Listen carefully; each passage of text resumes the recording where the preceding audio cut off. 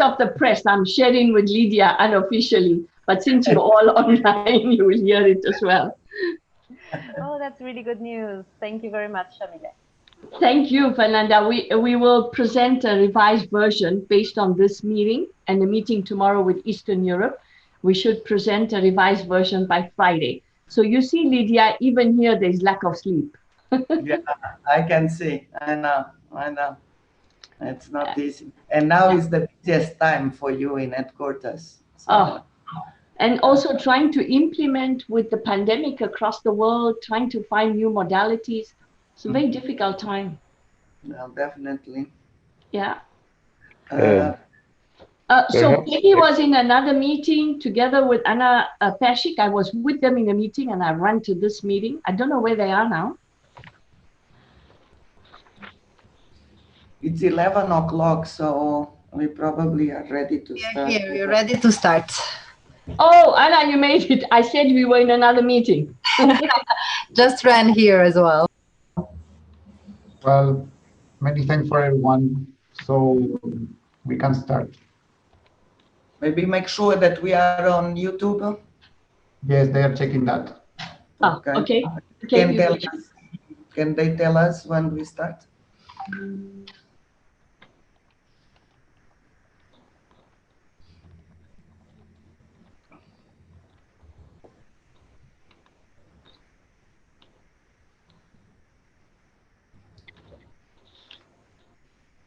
Well, they told me that we are already online.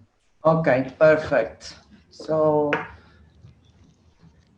bienvenidos todos y todas a esta consulta regional sobre la recomendación de UNESCO sobre ciencia abierta. Quiero comenzar por agradecer mucho la presencia de nuestra estimada subdirectora, directora general de Ciencias Naturales, la doctora Shamila Nair-Bedouelle. Muchas gracias por estar con nosotros en esta consulta regional. Quiero también tomar esta oportunidad para agradecer la presencia de todos los miembros del Comité Asesor de UNESCO para Ciencia Abierta, comenzando por su presidenta, pero los otros miembros también que están con nosotros en esta consulta y que nos han apoyado mucho a movilizar they have helped us a lot in mobilizing experts, organizations, and governments. También agradecer los distinguidos, las altas autoridades, distinguidas altas autoridades de ciencia y tecnología de nuestra región, comprometidos también con este debate en ciencia abierta en momentos tan difíciles como el COVID. Una palabra también de mucho aprecio a nuestros panelistas moderadores que tracen su visión y van a iniciar, digamos, los temas de debate y garantizar que de alguna manera tenemos provocaciones iniciales que permiten entonces a todos continuar la discusión. Una palabra también de mucho agradecimiento a los socios regionales de CILAC, que lo hacemos esta consulta en el ámbito del Foro Abierto de Ciencias para América Latina y el Caribe. La idea era que esta consulta sería presencial en Buenos Aires y ahora la tenemos de manera virtual, pero la verdad es que los socios regionales de CILAC, como siempre, apoyando mucho todo lo que estamos haciendo en UNESCO. I will shift to English, and we do have translation, so please do use the translation you need. Just to welcome all the participants, and really it's been a great mobilization.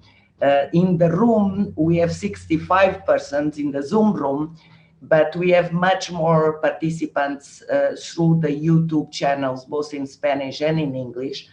I want to thank and welcome also my colleagues from UNESCO, plus our ADG Natural Sciences. We have colleagues from headquarters, from the natural science sector, in particular from the Division of Science Policy and Capacity Building. The colleagues from the region, that are also the different offices that are also with us today to listen to you and to see how can we we advance in these discussions. So welcome to all. It's really a great pleasure to have you here, and wishing you a very good debate. This is a space for sharing experience, questions, concerns, dreams. This is the place to do that. We have the members of the advisory committee here. We have our boss in natural sciences, and they are here to listen to you and to see what can we do the best. To really do the true welcome, it's really at the hands of our dear ADG Natural Sciences. But allow me to introduce her before we start, because many of you don't know who is Shamila Nair-Bedouelle. And I think it's good that you do, because she has a lot to bring to this process and to UNESCO as our ADG Natural Sciences. She started in that post in April 2019, so a little bit over a year. And she comes to UNESCO from the United Nations Environmental Programme, where she had served as the director of Ozone Action Programme since 2012. Responsible for implementing the Multilateral Fund for the Montreal Protocol, she had coordinated a unique network of 147 national ozone actions offices, providing developing countries with scientific and technical advice as to which alternative technologies to choose the chemical substances that were depleting the ozone layer. A strong advocate for enhancing women's role in science and engineering, she launches UNEP's first training program for women technicians. Born in 1960, Shamila Nair-Bedouelle holds a PhD in life sciences from the University of Cape Town in South Africa. She pursued her research career at the Institut Pasteur in Paris from January 1992 onwards, and then with the pharmaceutical industry at the MIT University Park in Boston, USA, from 94 to January 96, when she integrated then the French National Institute for Medical Research. She has published in numerous scientific journals and is the co-inventor of several patents. Dr. Nair-Bedouelle has pursued her research interests in parallel to her career at the United Nations. She has been director of research at the University of Paris 5 in France since 2000, and was nominated first-class director of research at ISERN in 2017. She has also a strong interest in managing science programs. From 2002-2007, she was seconded from ISERN to the European Commission to serve as scientific officer and deputy scientific coordinator of scientific programs. In January 2007, Dr. Nair-Bedouelle was seconded from ISERN to UNESCO to head its Ethics of Science and Technology program. 18 months later, luckily, she joined UNESCO's the sector of natural sciences as chief of the unit for African Science and Technology Consolidated Plan of Action within the Division for Science Policy and Capacity Building. Here, she managed the United Nations Cluster for Science and Technology in Africa and represented UNESCO at the African Ministerial Council for Science and Technology. As coordinator of the Working Group on Gender Equality of UNESCO from January 2010 onwards, she launched the first science camp for girls in South Africa and coordinated science education projects on the continent. Africa remains her focus and the focus of her work, and then she joined the African department, where she evaluated UNESCO scientific programs on the continent from January 2012 onwards, before taking her new position and functions as Director of Ozone Action at UNEP. So welcome back to UNESCO ADG, and welcome back to this meeting. The floor is yours. Thank you very much, our Regional Director, Dr. Lydia Brito. Thank you for your welcome remarks. I am very touched, and thank you very much. I have to say I'm deeply honored by your welcome remarks, but Dear colleagues, this meeting would not be possible if it was not for the stewardship and the leadership of our regional Dr. Lydia Brito and her sterling team to bring us all here together in this unusual meeting of the Regional Consultation on Open Science. I have had the pleasure to work with Lydia for many years, even when she was a minister in her country, and she's smiling, which she probably does not tell you all. And she's headed a number of international programs, sat on many boards, and been advisor also to the African continent and to other international boards as a scientist and an advisor. She is an inborn scientist as well, and congratulations to her for bringing us together in this meeting and this team. Thank you very much, Lydia. Thank you to your team as well. Not only the capacity building science team of the Montevideo office, which is led by Guillermo online. I've seen him somewhere in a photo, but also all the people working with him. Thank you very much for bringing us here together. I also want to thank all the other directors from the Latin American office, the heads of offices who have worked so smartly, so smoothly with the regional director, Dr. Lydia Brito, to bring us in this unusual regional consultation meeting. So in the spirit of diversity, I would like to speak in English, and pardon me for my poor Spanish.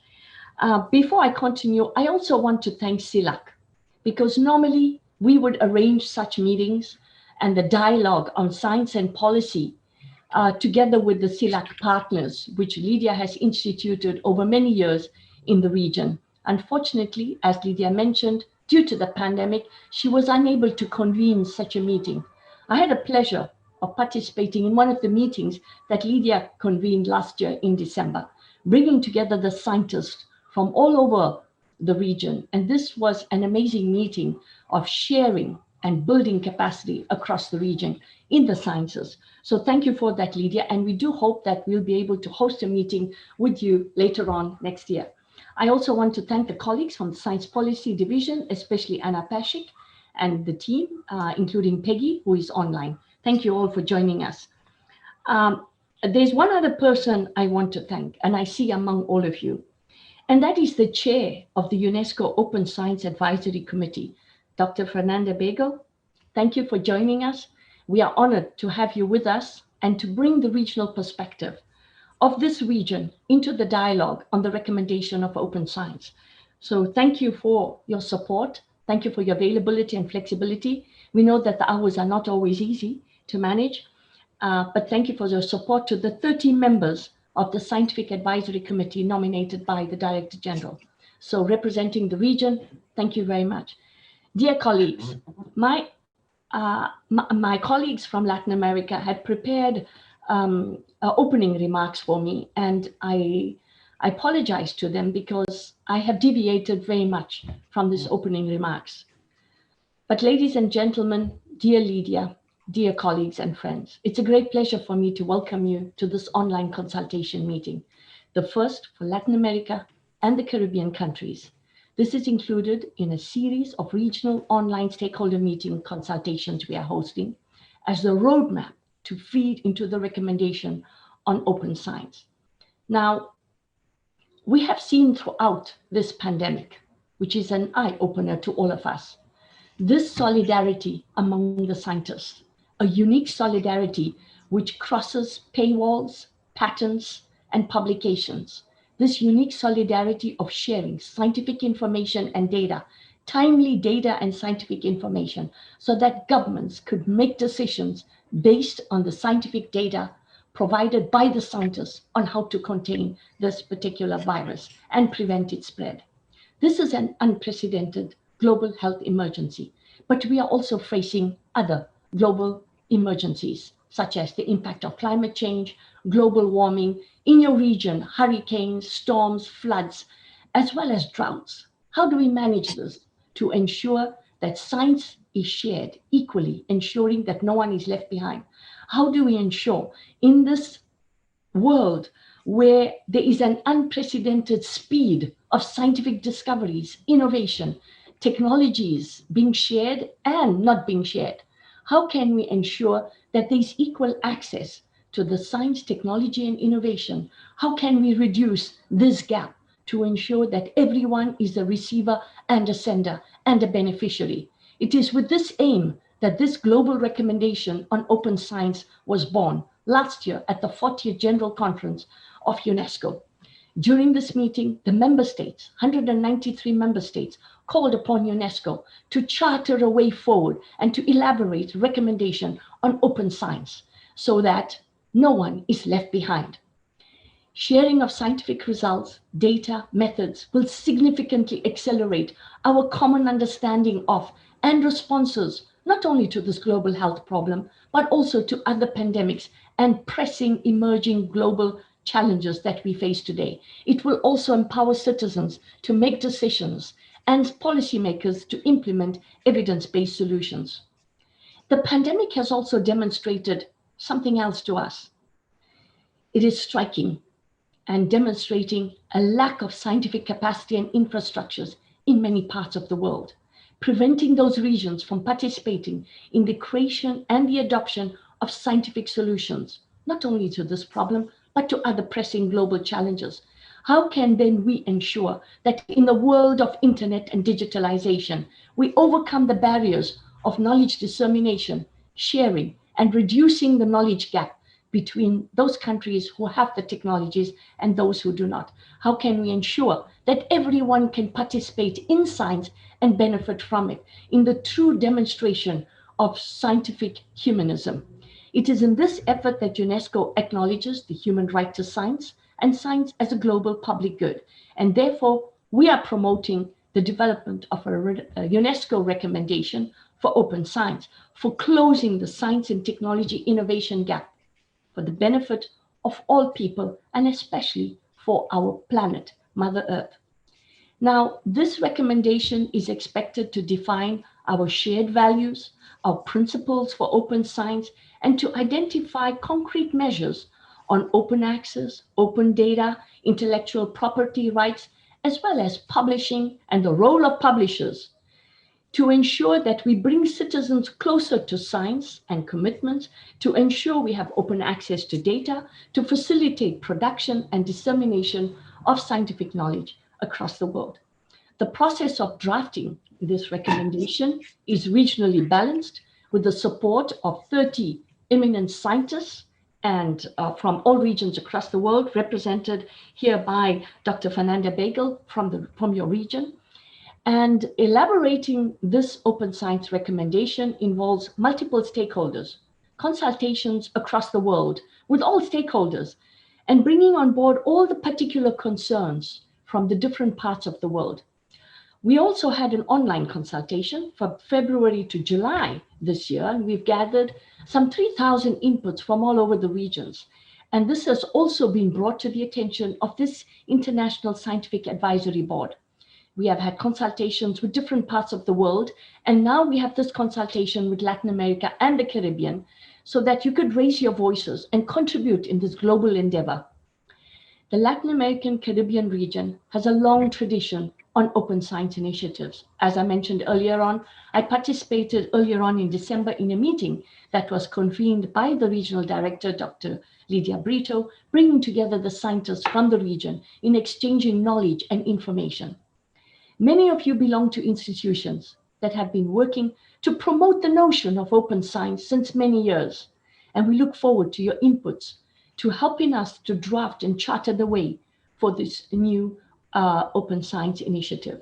Now, in your region, you also have the Panama Open Science Declaration, which is in the framework of the CILAC 2018, and this is a milestone from the region.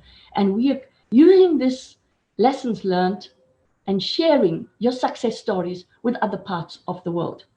It is evident that for Latin America and the Caribbean countries, open science is very relevant and is a means to achieve greater regional and international scientific cooperation and visibility, because open science will also contribute to the redistribution of global research and will ensure that all countries can access science and technology from both the emerging economies to the developed economies. And we need to level out the playing field.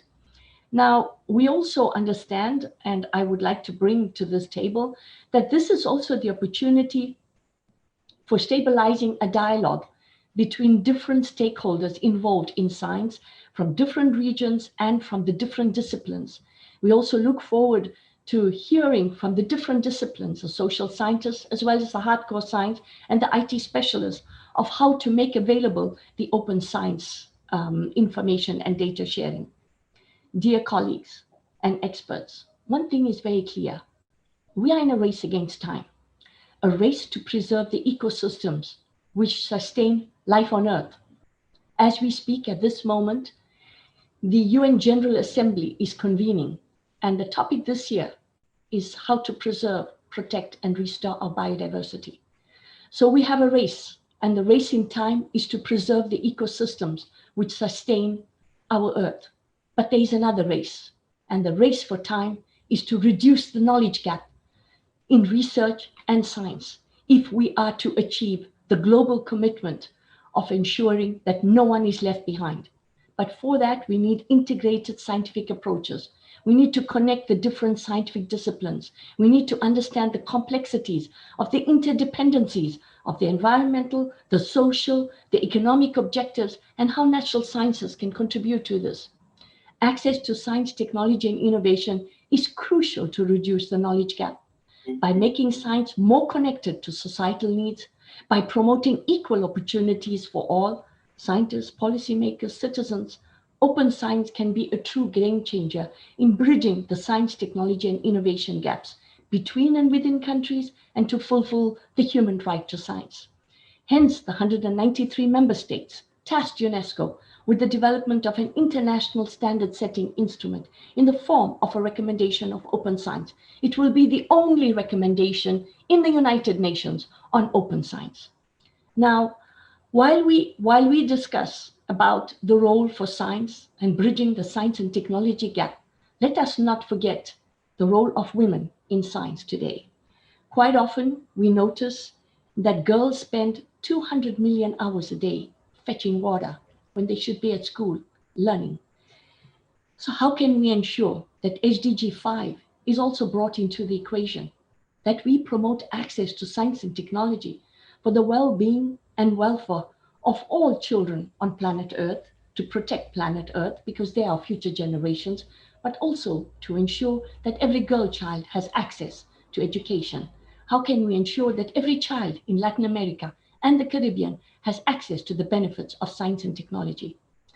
Let me conclude by thanking all of you and giving me the opportunity to present to you here today. I sincerely thank you for this opportunity to present to you. I would like to sincerely thank Dr. Lydia Brito and her sterling team under her leadership for bringing us here together.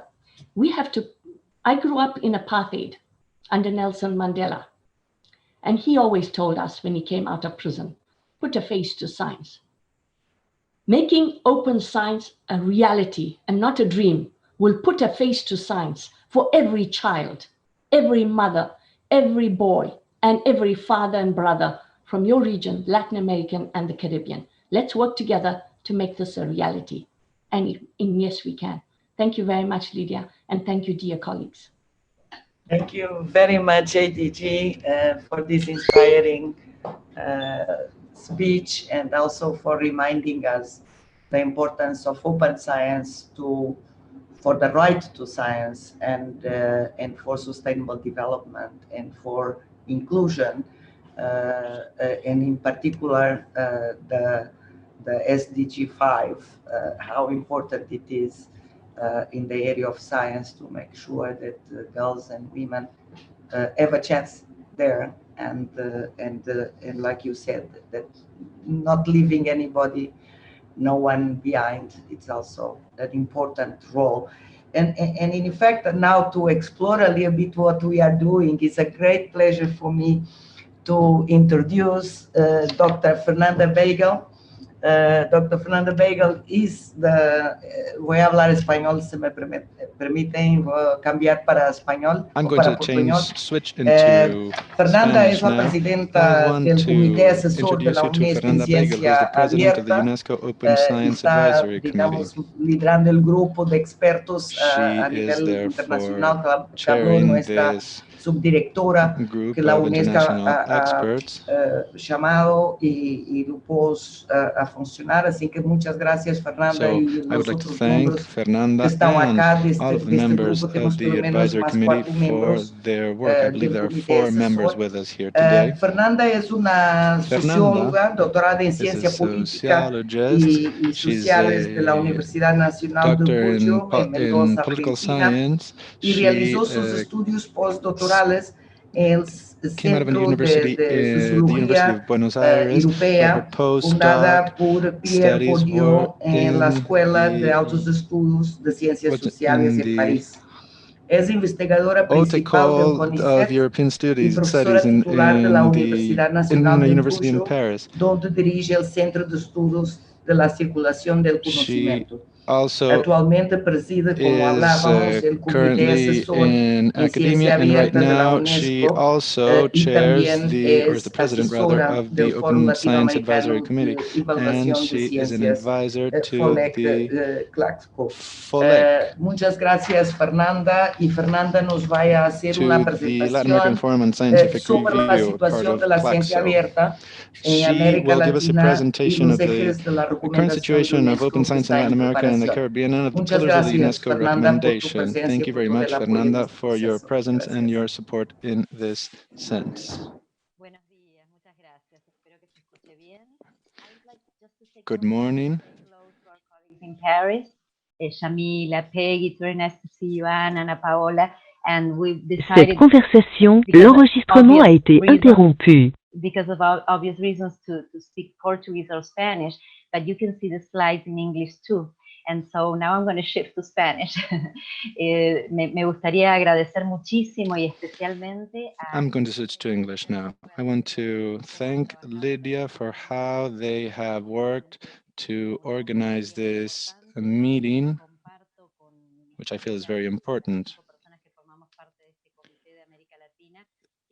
Myself and the other 4 members of the advisory committee here will present to you this set of slides, which is charting the way, or in which we want to explain what is going on towards the UNESCO recommendation. I hope that this presentation will be useful for you. So I would like to ask the person in charge of the slides to move directly to the 3rd slide. I think that with Shamila, we have coordinated ourselves very well. So if we could please move to slide 3 of the presentation, I would like to mention how the process. Are you seeing this 3rd slide?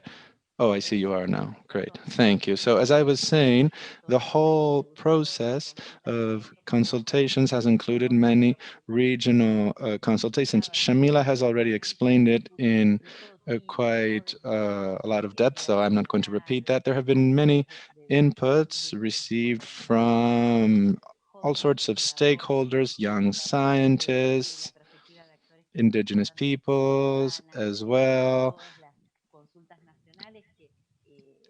and many more, in fact. And this has happened also on the national level with the national consultations. In Latin America, the consultations have had a lot of participation. I wanted to also summarize, if we move to the next slide now, I want to summarize what has been going on in the drafting process. Next slide, please.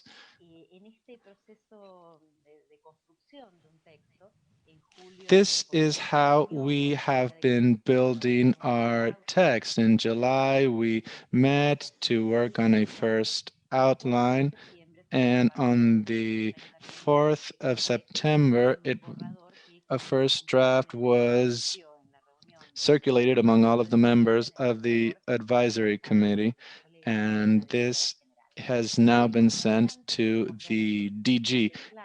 If we move to the next slide, we will see, next slide please, we will see the general scheme of the whole process. And I would like to comment a couple of things. If we could please move to the next slide, you will be able to see that on screen. As I was saying, These are the 5 parts of the process towards the recommendation. One of the aspects that I believe is important here, and Shamila mentioned this already, is the idea of generating a global consensus on the definition itself, on what open science is. I hope that this text will help us to reach that global consensus on the definition itself, because we are lacking that harmonized common definition on open science. And that is what we are trying to do, of course, with the recommendation. We want to touch upon the core issues, one of which is, or the core values, one of which is open data, open access as well, and the need for open science to be deposited in open repositories. And open data, of course, relates to platforms. The idea is to have interconnected platforms. That is also a must. And open science also will depend on open software, open source software. And we also need open educational resources, which link this recommendation to the 2019 recommendation. And I would like to stress that open science is not just open access, open data, and each one of these matters I am pointing out, but it depends for true openness on the full participation of citizens. And so it needs to be open to citizen participation in the scientific process. In that sense, we have tried to open this to indigenous knowledge systems and other knowledge systems within the academia, which are the hegemony. And at this point, when we're trying to define things, I think it's also important to mention that it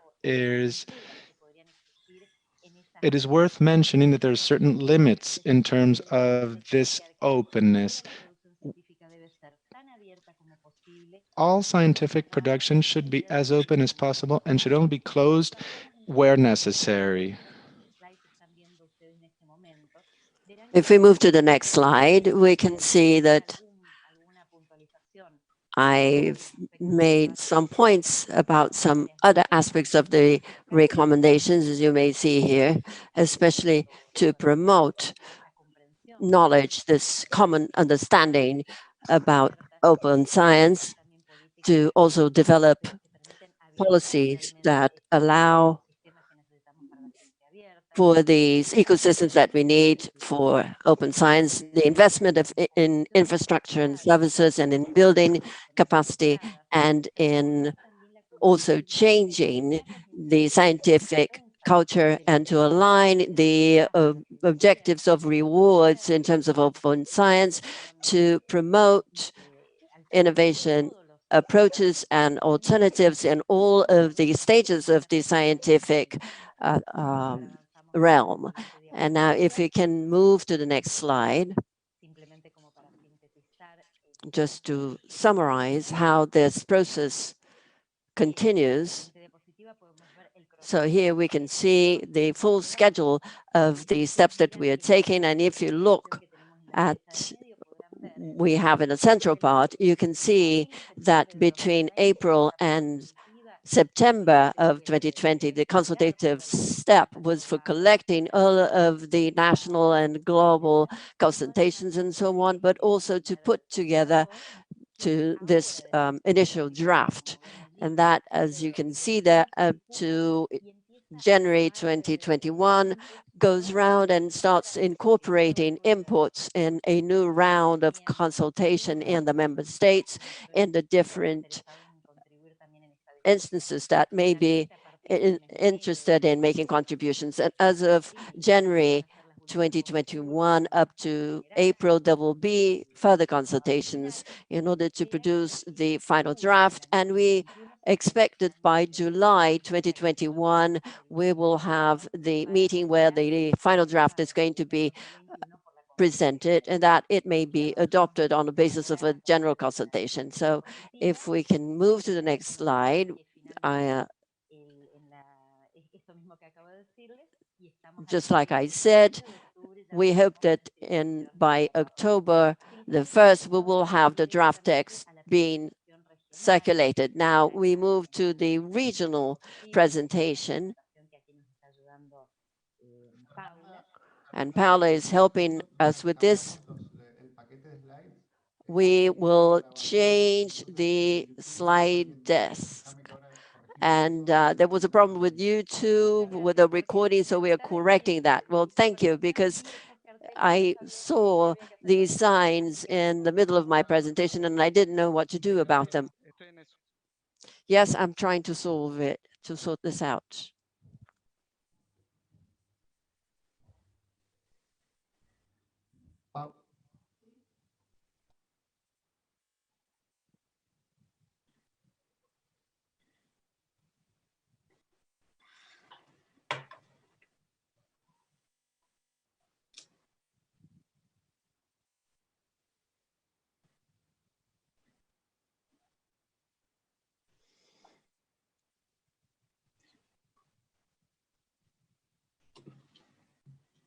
Sí, disculpen, es el técnico.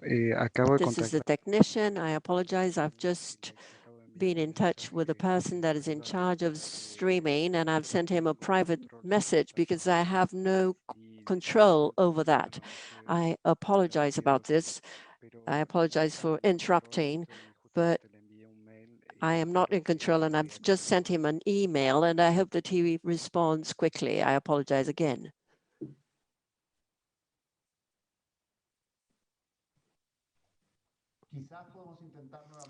Maybe we can try again and see if the presentations work in the YouTube channel, if everything is going fine.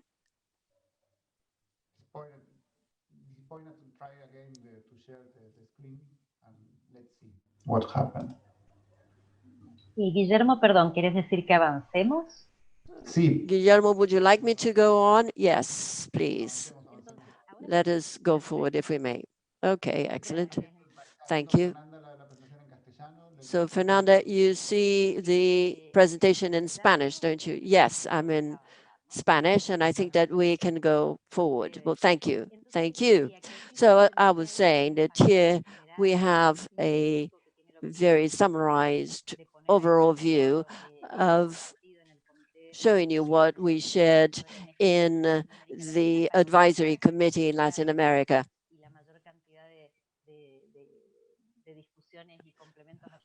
But I hope that we will have other inputs coming from other discussions. This presentation, first of all, attempted to show to the other people who are part of our committee how the history of the Latin American circuit, which is a very long one, the history of open access, which is much better known to all of you, and Shamila was mentioning this.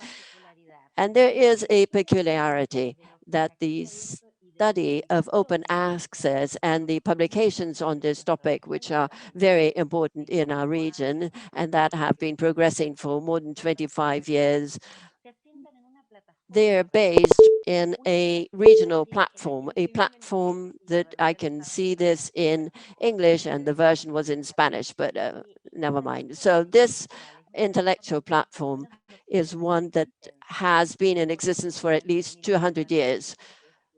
I have written here 1798 because there's the Charter of Gustavo de Guzman, which shows a correspondence between scholars, and that shows the first major regional discussion that guides all of these scholars around these people on the topic of the independence from of the colonies. So you can see that the Latin American intellectual space from that moment onwards is one that is very sound and that resorted to different modes, first to letters and then journals and then press, all through the 19th century. So it was actually a regional conversation, community that has been exchanging for 200 years. And then as of 1948, in blue, you can see with ECLAC and all of the multilateral organizations that we know, Latin America started to create regional institutions that shaped up a loop or circuit that is really on a regional basis, with a heavy weight of Brazil, which was not so influential before, with organizations and regional networks that, from the point of view of science, were very important. And we had the year of 1969 and other years that were very important. And then in 1973, something changed in the library world of our region.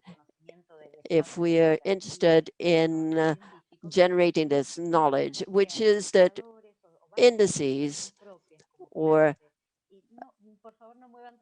please don't change the slide yet. So we have, as of 1973, a circuit of publications at a regional level that started to be produced that collected more and more information from the countries of the region. Of course, this became even more intense in the 90s. And now I would like to move to the next slide, if we may, where we're going to concentrate on the processes of this latest process. And this is in English. Maybe we can also see the Spanish one. But I would like to say that science in Latin America is usually managed as a public good, and that open access is developed since 1990 by the academic community itself, and especially the university community, by publishing journals that are managed by this university scientific community. 10,000 scientific journals, and only 2.3 of them are indexed in Scopus and or in Clarivate, and 8% in Scopus. And of course, these journals are managed by the university community itself. There are 9 countries that have developed several actions regarding open access and with the building of national repositories. And we have 3 countries that for more than 7 years have national networks, like Peru, Argentina, and Mexico. And it should also be mentioned that there are public universities that provide support,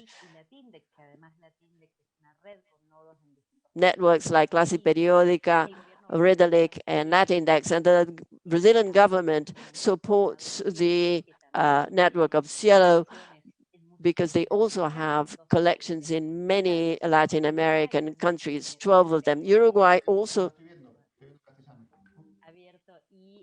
has this in open formats, and there's also a Claxo report that is on a regional basis that is very important, that was produced in July this year. And in the next slide, what are, I think, may we have the previous ones, what are the challenges, the main challenges that we have in a region where open access is very well developed, but that now we have to progress to open science? If we may change slides again.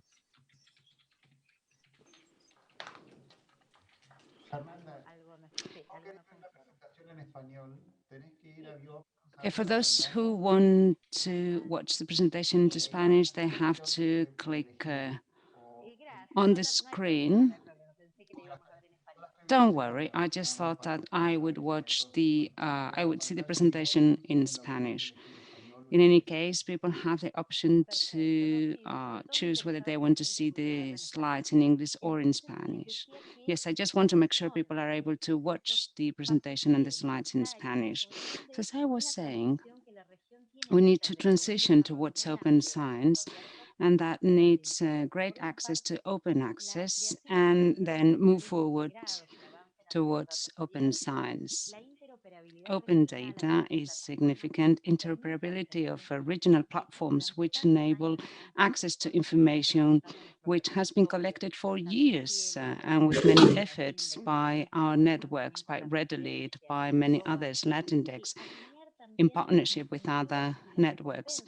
And we have to clearly spell out incentives and rewards stemming from open science and coordinate with ministries of science and technology in terms of policies.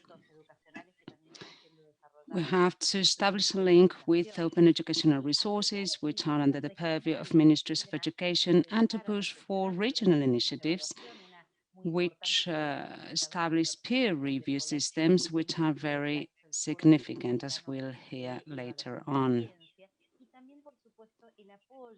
Furthermore, we need the support of organizations in order to legally protect intellectual property. We have Carolina Botero with us today. Many people are involved in this endeavor. Next slide, please.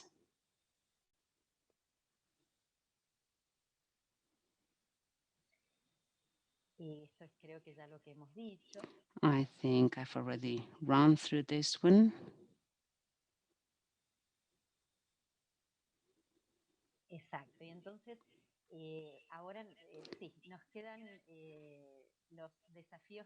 So let's now speak about key challenges. What impacts have open science on commercial publishing, and what negative effects may stem from certain initiatives which may hinder the progress towards open science in Latin America. We have to align with sustainable development as promoted by United Nations, and we need to promote the dissemination of knowledge. So open science should be presented as a driver of knowledge, of multilingualism, as an enabler of safeguarding biodiversity, and stronger coordination is needed between regional and international indexes, especially when it comes to protecting rights or that type of issues.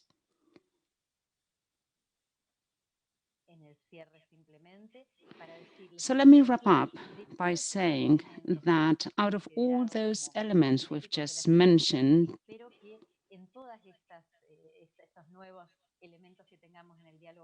I hope that many will come up during today's discussion in order to enrich the drafting of UNESCO's recommendation. Latin America has a strong voice to contribute to this process. Thank you very much for your attention, and thank you to the Montevideo office for organizing today's event. Muchas gracias. Thank you. Muchas gracias, Fernanda, por esta presentación. Perdón por algunas cuestiones técnicas. Antes que pasemos al próximo panel, voy a pedir a Guillermo Anjo que pueda compartir con ustedes cómo usar la traducción y los varios sistemas del Zoom, porque tenemos realmente un sistema muy capaz de poder garantizar que tienen la información en la lengua que es mejor para ustedes, pero tiene alguna particularidad. Pero antes que pase Willy, de nuevo quiero agradecer a Shamila, nuestra subdirectora general de Ciencias Naturales de la UNESCO, por su presencia, por su intervención intervención being here with inspiradora us. Thank you for your y también por inspiring su words as well. reflexión en la And thank you for importancia your de este thoughts proceso que tenemos y about the también a significance of the Fernández y a process través we're de all ella a involved in. todos And los miembros del I'd Comité like to Asesor express my de appreciation to UNESCO para Ciencia Fernanda and Abierta, all the members of pudimos the Advisory Committee on localizar Open y ubicar Science, en because they español help us to espacio focus our latinoamericano y efforts on caribeño Latin y a America partir de and the allá sermos Caribbean capaces efectivamente de en los próximos paneles explorar todos and estos she's just desafíos por un frameworked our lado, pero todas las discussions for today, oportunidades which will be y las further explored voluntades y los in compromisos the que tenemos en roundtables, nuestra in the región. Así que upcoming Willy, ahora paso roundtables. So para thank you ti very y much gracias a las dos for your por esta involvement. primera sesión.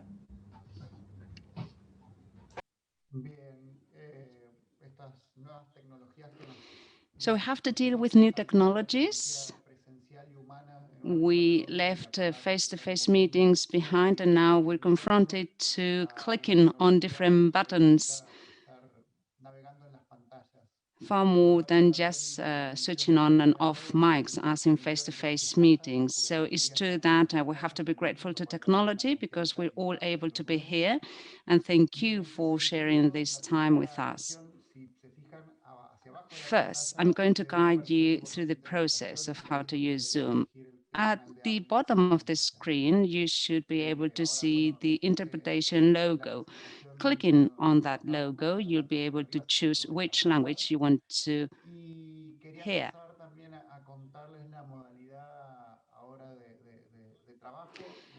Let me now explain how the rest of the session is going to work out. We have lots of experts in the region. This region has a lot to contribute to everything pertaining open science. So we're very glad to have so many experts here. We try to have a diverse group of experts in order to collect as many points of view and contributions as possible, which will enrich UNESCO's process of work on the recommendation. We wanted to set up this meeting in order for all of you to be able to express your views. Sadly, we can't stay for 2 days in a row in front of a screen. It wouldn't be healthy, so that's why we constrain, we limit. We have a time limit for your remarks, a time limit of 3 minutes. We have 3 panels on open access, the first one on open data, the second one, and on science and citizenship, which we believe are 3 main lines of work for the recommendation. Needless to say, if you have further contributions on different topics, don't hesitate to share it with us, but just stick to the 3-minute limit for your remarks. We have allowed for some breaks between panels as well. I'm going to give the floor to Dominic. But I'd like to mention Alberto Cabeza, who sadly passed away last weekend. I think many of you knew him as he was very active in this particular area. He would have wished to be with us today. Sadly, he couldn't, but I think we should honor his memory just by holding this discussion, because we have all learned from his work. We do have a preset speaker list with certain people who are going to take the floor first, but at any time, if you want to take the floor, just click on raise hand. It's a button that you will find in the list of participants on your screen. So just make sure you raise your hand clicking on that button, and I will take down the list of speakers for everyone to have a chance to speak.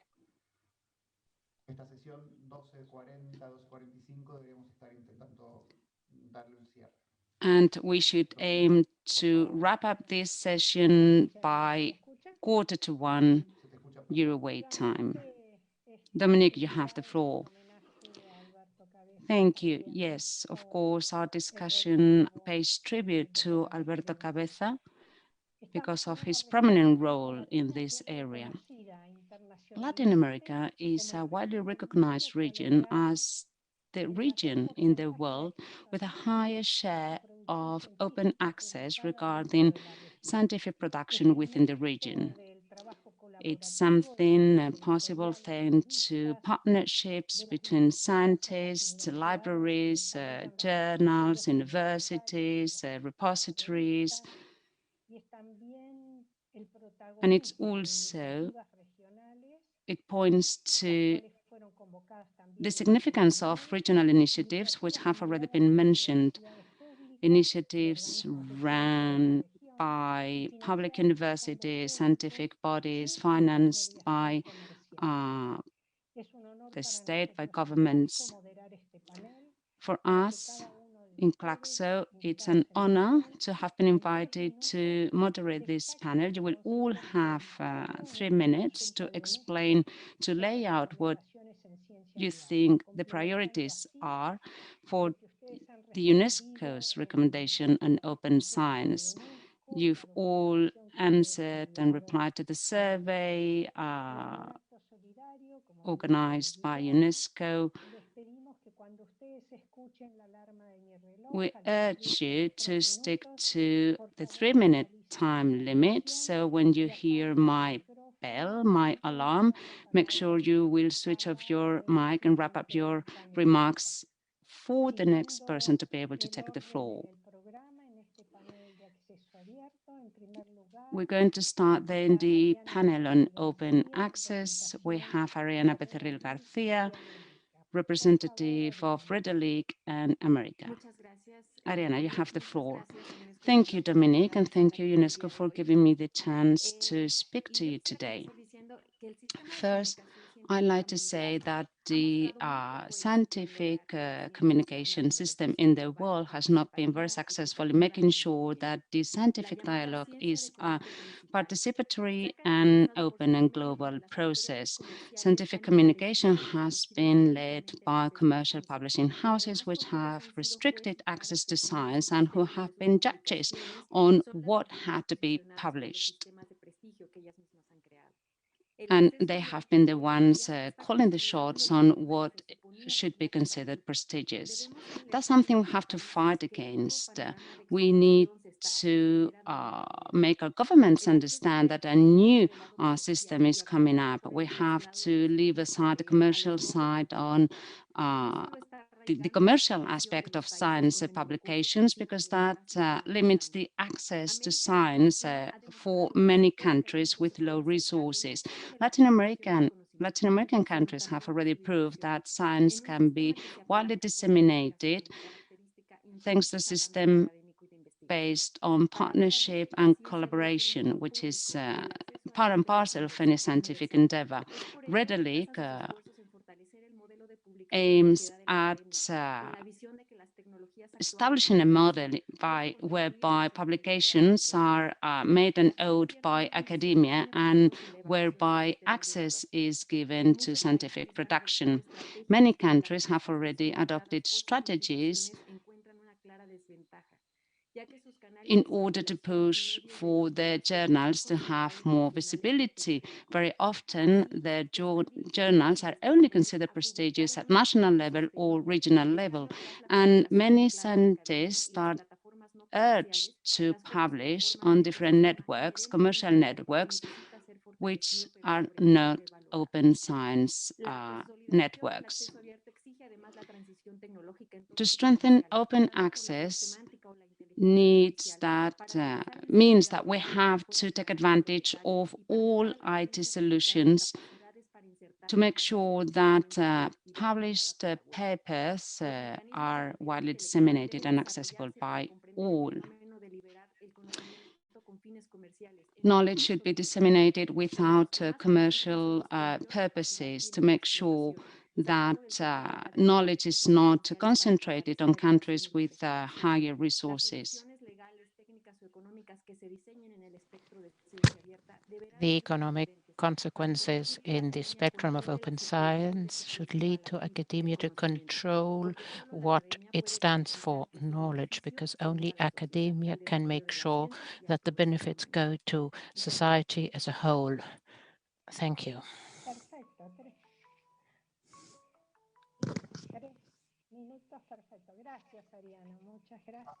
Thank you, Ariana.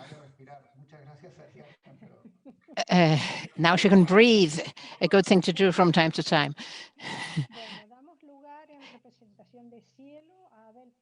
Now we'll give the floor to Abel Packer. He represents the Scientific Electronic Library Online CLO.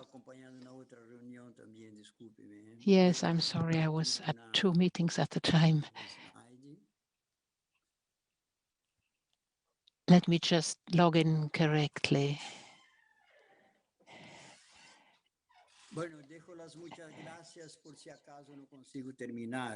In case I can't come to an end of my presentations, as I have so little time, I leave the thank you words for the end. There are so many ideas, there are so many documents in this UNESCO consultation on open science. And I think it's important to contribute with very concrete facts. My story is not quite the same as what Fernanda told us on open access. Fernanda mentioned by REMIC, which is probably the most important center which originated the open access to networks. CLO is a framework for public policy and technical cooperation at the national level. It works in a totally decentralized network, and coordination is carried out through priority lines which are allotted to all of us and which are indexed as well. We had 3 different stages in our development: quality control, collection, good best practices, then centralizing and concentrating on digitalization, to work paperless, that is, and then the way to open science. 23 years of experience, which I have to summarize in 3 minutes. If you divide this by the number of documents published or the number of countries participating, well, it makes up for very little time. In any case, we carry out public policy, infrastructural policy. During the consultation, I said that fragmentation shouldn't be the basis for communication of science. It should be integrated. We have adopted the license CCO/CC BY, scientific knowledge as a global public good. That's how we call it in CLO. Then we put together all scientific publications which have to be validated, and the editors have to be approved, and we have to see whether they can go on in open science. Is that your sign, Dominic, already? Unfortunately, yes, your time is up. Thank you so much, Abel. Latindex, Sarai Córdoba has the floor. Thank you so much for the invitation to be here with you. Since its creation in 1996, the Latindex system devoted itself to open access even before it was called that way. Latindex was always devoted to visibility and to improving the level of Latin American publications, to make them known and recognized, and to promote free and open access to its contents. 9,500 publications were in the first version of our catalog because of their quality, and 1,700 online reviews show the richness of what is produced in our region. There was an increase of 20% in the last 2 years after the evaluation criteria of online publications, which have been applied since 2018. We're based on values and on our experience of 24 years of work. We share the principles on which Latindex work is based. We are for an inclusive approach. Subjects and languages should be included equally. Knowledge is a public good. We have to respect standards and procedures, show solidarity and reciprocity between all those who work together and share solutions. Strategic alliances, then. Latindex could only thrive because 24 countries work together. They have put together the human and material resources to increase their approach, and the members cooperate and keep the system up and enrich it. We work together with 8 different systems at the regional and international level, and that is essential because we share goals and we support the Declaration of San Francisco and Mexico Declaration together with Glaxo, the Helsinki Initiative on Multilingualism, and we also support other events that are being set up. Practical activities. It's very important that we constantly carry out training for publishers at a regional and national level. We do it online and we do it face-to-face, and that way we strengthen each other. We fight against fraud or copying and the commercial aspect which we see elsewhere. Platforms should be set up for stable, interoperable publications with open licenses for compatible content. Digital resources have to be promoted, and any strategy that leads to open science is what we bring forward, and we have to evaluate the peer evaluation, and then all the principles of open science really have to be applied. Thank you so much, Sarai.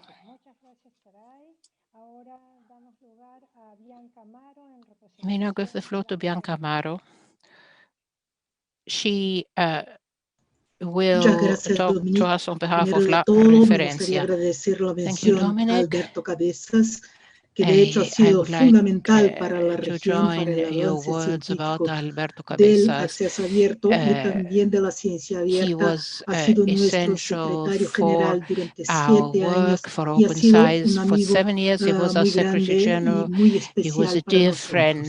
Bueno, en términos de la referencia, para ser rápida, la referencia está constituida hoy por 10 países de la región y hoy recogemos, cosechamos y ponemos a disposición de todos más de 2.200.000 publicaciones. Y estas publicaciones son, por su vez, cosechadas para el cosechador de Open Air, o sea, están visibles también para Europa. Es una iniciativa de todos los países, un esfuerzo muy grande de todos los países en relación al acceso abierto. Hoy por hoy ya estamos trabajando para la creación de infraestructuras para los datos abiertos.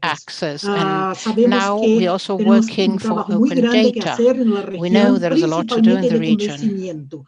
Y en este sentido, y haciendo una relación directa con el acceso abierto, también yo creo que como sugerencia para las recomendaciones tendríamos que hacer una presión, pero una presión real junto a los órganos evaluadores de los investigadores, porque mientras no cambiemos las formas de evaluar nuestros investigadores, no if we don't change the lograremos una evolution of our ciencia researchers, we're abierta not going plena to en la really región. O sea, ha sido muy get importante open el science evento de FOLEC fully que ha for our discutido region. esto, pero tenemos que These have been pensar en acciones discussed concretas de at presión several en los events, but now we órganos have to try and find out evaluadores. Mientras how no we cambiemos can exert esto, pressure no on cambiaremos la evaluators, because that situación, has to no change. tendremos la If that doesn't representatividad change, we que won't podemos tener como región. get Y an es una improvement in oportunidad the situation increíble for our la region, cuestión de la which ciencia has to abierta be como un fully todo,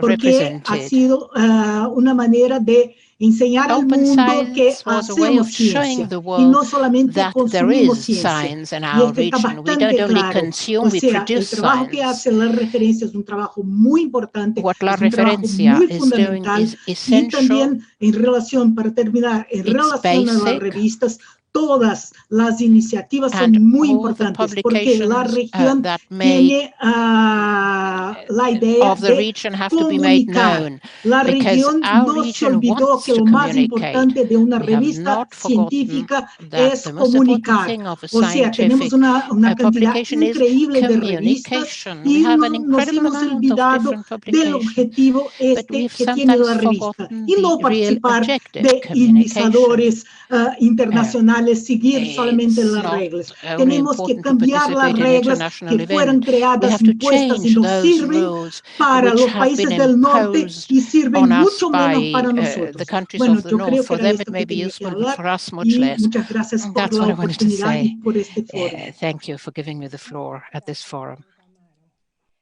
Thank you, Bianca Amaro. Interciencias, Miguel Ángel Glesa has the floor. Thank you. It's a pleasure to be here with you. I do many things at the same time, but today my mandate is to represent Interciencias. Our region is a mosaic of countries which are in fact very different. And the implementation of open science will be different from one country to another. There's something I wanted to point out that's often forgotten. The internet and communication structure is very insufficient for many countries of our region. Therefore, an open and convenient access for everybody is still a thing of the future. This initiative for open access will have to materialize in the negotiations where the big publishers are in command. It's not that we can do it. We will have to adjust and adapt. And once we will have done that, we'll probably find out that for the countries of the region, it will be much easier than before to communicate, rather to access results of others, but it may not be as easy for us to make our own knowledge known because of the constraints. Economic problems in the region are also a fact. Therefore, we should have anti-cyclical funds so that we can continue keeping up communication and scientific activity throughout the times and the difficulties. Quite apart from international publications by big organizations, we also need regional publications, and the professionals in the different fields, not necessarily only academia, publish this. For example, the review Medicina in Argentina.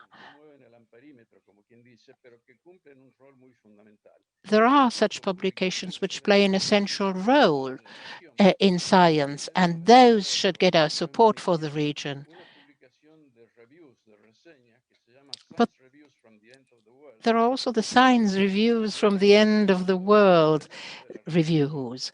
The most important authors of the region publish here, and they communicate our results. I don't know whether my time is up already. Maybe I should stop here.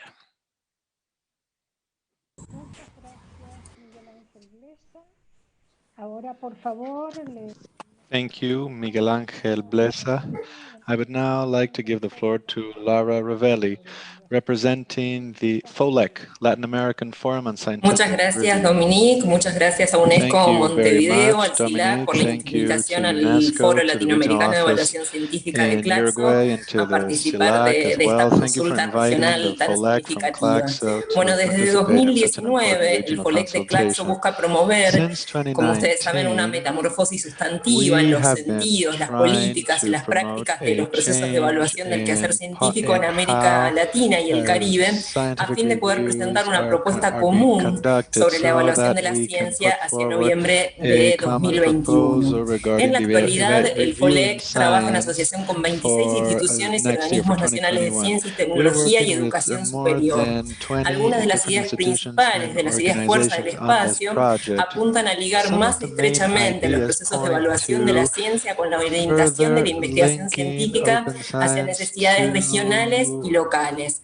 a jerarquizar en la conversación internacional la noción de pointing ciencia como scientific derecho humano research toward universal y, regional and como local mencionaba al needs. comienzo Also, Fernanda the need to Weigel, como recognize the bien access to público science común. as a También en universal poner en human right valor la and complejidad as de la a matriz cognitiva en la public región y la good. diversidad de We formas de also need circulación de to conocimiento further existente y generar recognize recomendaciones the value regionales of the para knowledge incidir en las matrix in políticas the region evaluativas and de los países also de América Latina y reflect el Caribe on en the diálogo review con espacios policies in Latin internacionales. America and Como the sabemos, en las Caribbean últimas with décadas, other las políticas de international evaluación forums. basadas en incentivos a la In the past publicación como factor de decades, impacto han limitado la autonomía local de las there has agendas, been a desincentivaron buena limitation parte de los of procesos de acceso local abierto y de autonomy. There has been a investigación en interacción con la limitation sociedad. of Uno de openness los and of objetivos del interaction FOLEC with de society. Claxo en relación One con este of panel en our particular objectives, es and que los particularly indicadores in regard with producidos por la to TINDEX, this Cielo, matter, Redalic y la is referencia that the sean indicators incorporados en los published procesos de by Latindex, evaluación en cada Redalic, uno de and nuestros others be países. En incorporated este into the escenario y en official relación review con el process acceso in our abierto y countries. de manera In más that amplia a la sense, ciencia abierta, and linking this señalamos a to open continuación cuatro science principios and estratégicos open que access, proponemos we considerar have en las a recomendaciones de certain UNESCO sobre number of ciencia guiding abierta.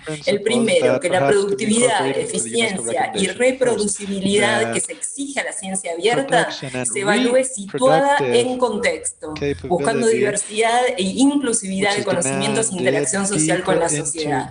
Que las context, inversiones prioricen depending on the infraestructuras interaction with públicas society. que There should be a faciliten el acceso y la priority given to participación public científica gestionada sin fines de lucro structures por la comunidad. that Y que las promote políticas the de evaluación científica participation valoren la of diversidad de citizenship, and contribuciones also en the agendas diversity locales e of internacionales de contributions should be investigación y valued acción. as Finalmente, well on atender the a que la local, ciencia regional, ciudadana national incluya environment. participación de movimientos sociales, decisores And we políticos, also need organizaciones de la participation sociedad of civil social en la generación movements, y evaluación de CSOs conocimientos. as Por well, último, una in versión the amplia sobre evaluation tendencias and recientes de políticas científicas en generation acceso of abierto y ciencia abierta en content. Iberoamérica, producida desde el FOLEC Furthermore, en cooperación con la Fundación Carolina, se encuentra disponible para todos we ustedes en have una a versión publication preprint that que esperamos FOLIC has contribuya jointly a published fortalecer with the estos debates. Carolina Muchas gracias. Foundation, where we underscore many of these principles and we hope will contribute to the global debate.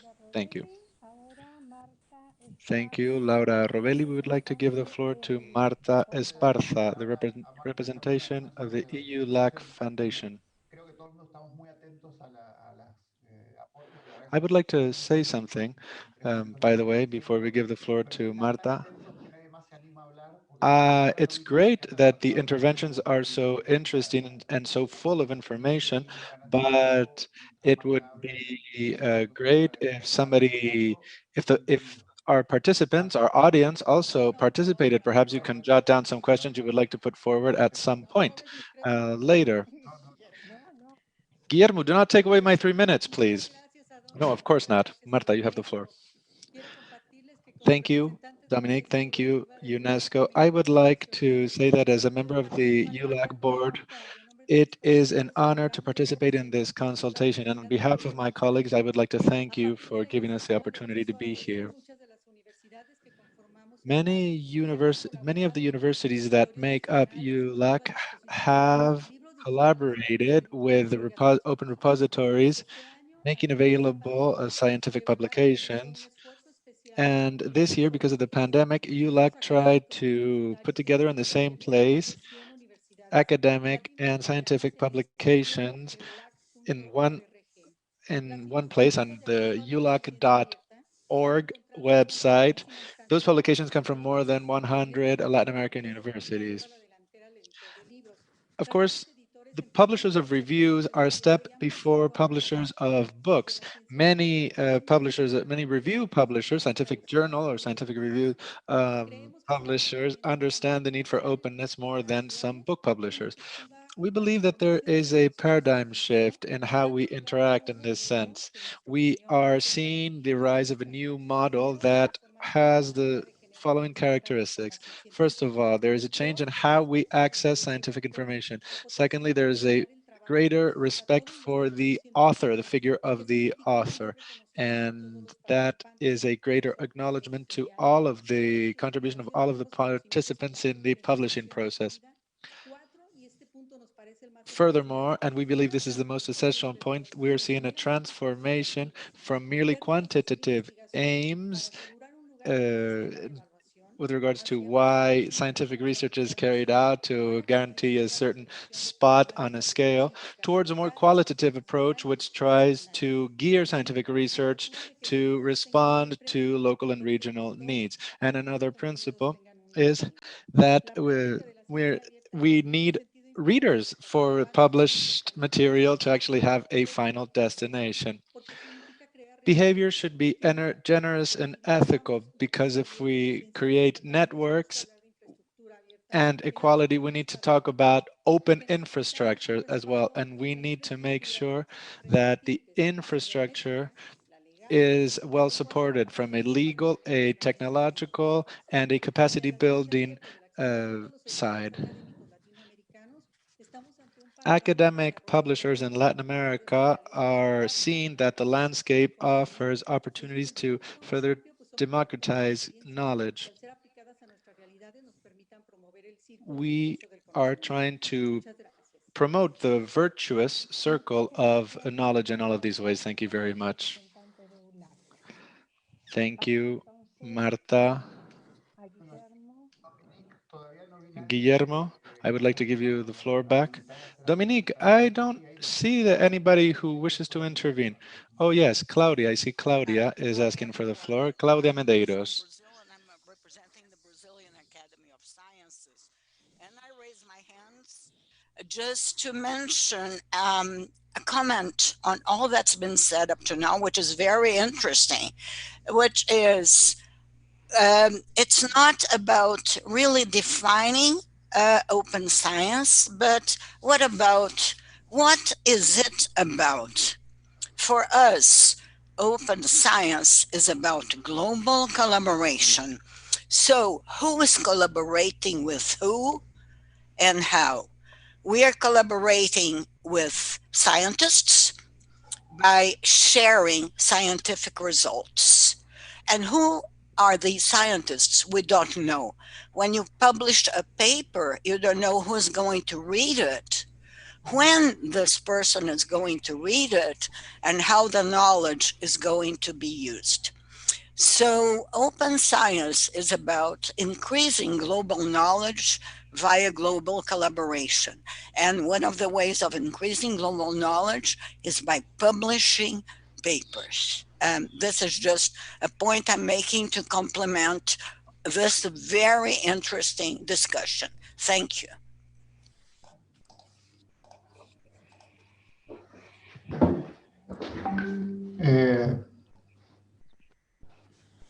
No veo nadie más en la sala que I levante don't la mano. see anybody asking for the floor. Sylvie View.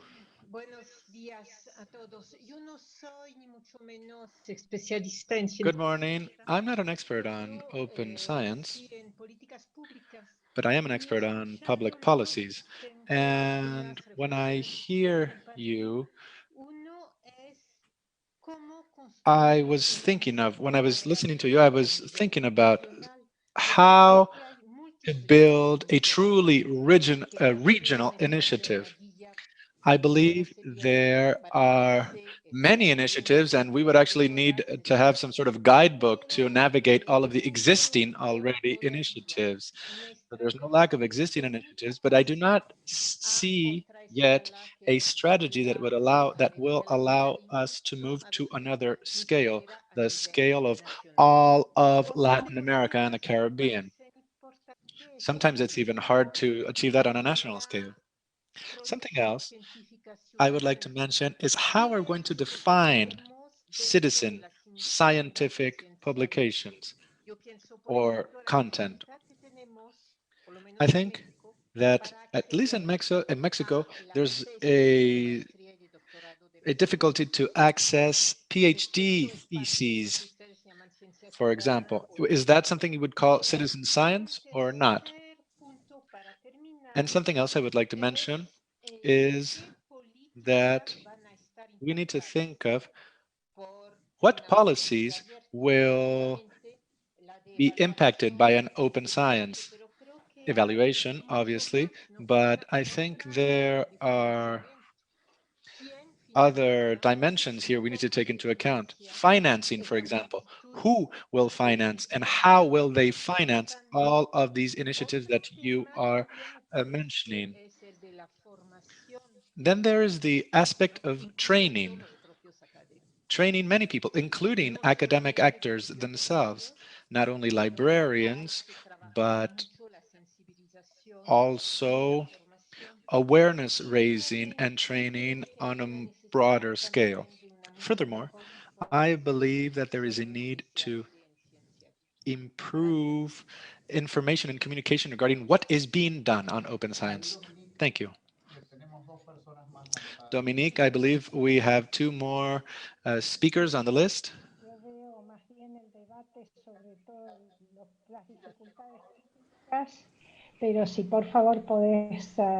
Yes, well, then we should proceed to give them the floor. Thank you, Guillermo. Can you please take the floor? You have the floor. Nikita, you have the floor. Please, Nikita.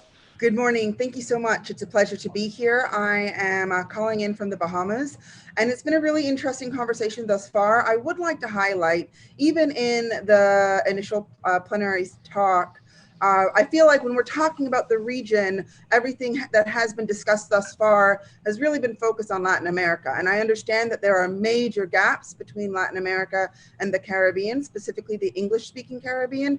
But this is something that we have to keep in mind as we move forward and we continue these conversations, because I know there is a language barrier and many people throughout the region in the Caribbean do not speak Spanish, but we are a region. And so we have to ensure and we have to remember the most vulnerable and the underrepresented. And in this context, really it is our English speaking Caribbean. I think we need to remember about including them in the narrative as we are moving forward. And this is critically important because those of us in the region, we are depending on open access to data, to science, to enable us to adapt and to survive in the climate crisis that we are living in. And so I just want to make these comments here, and then I will engage again as the conversation continues. Thank you. Thank you very much for this important comment, Nikita. I remember in Kingston, we had many years ago, the regional meeting from UNESCO with 23 countries to agree on open access policies. And you have raised a very important point. Thank you very much.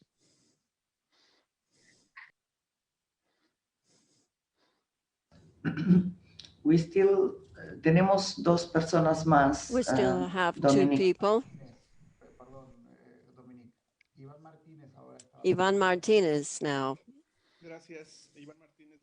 Thank you.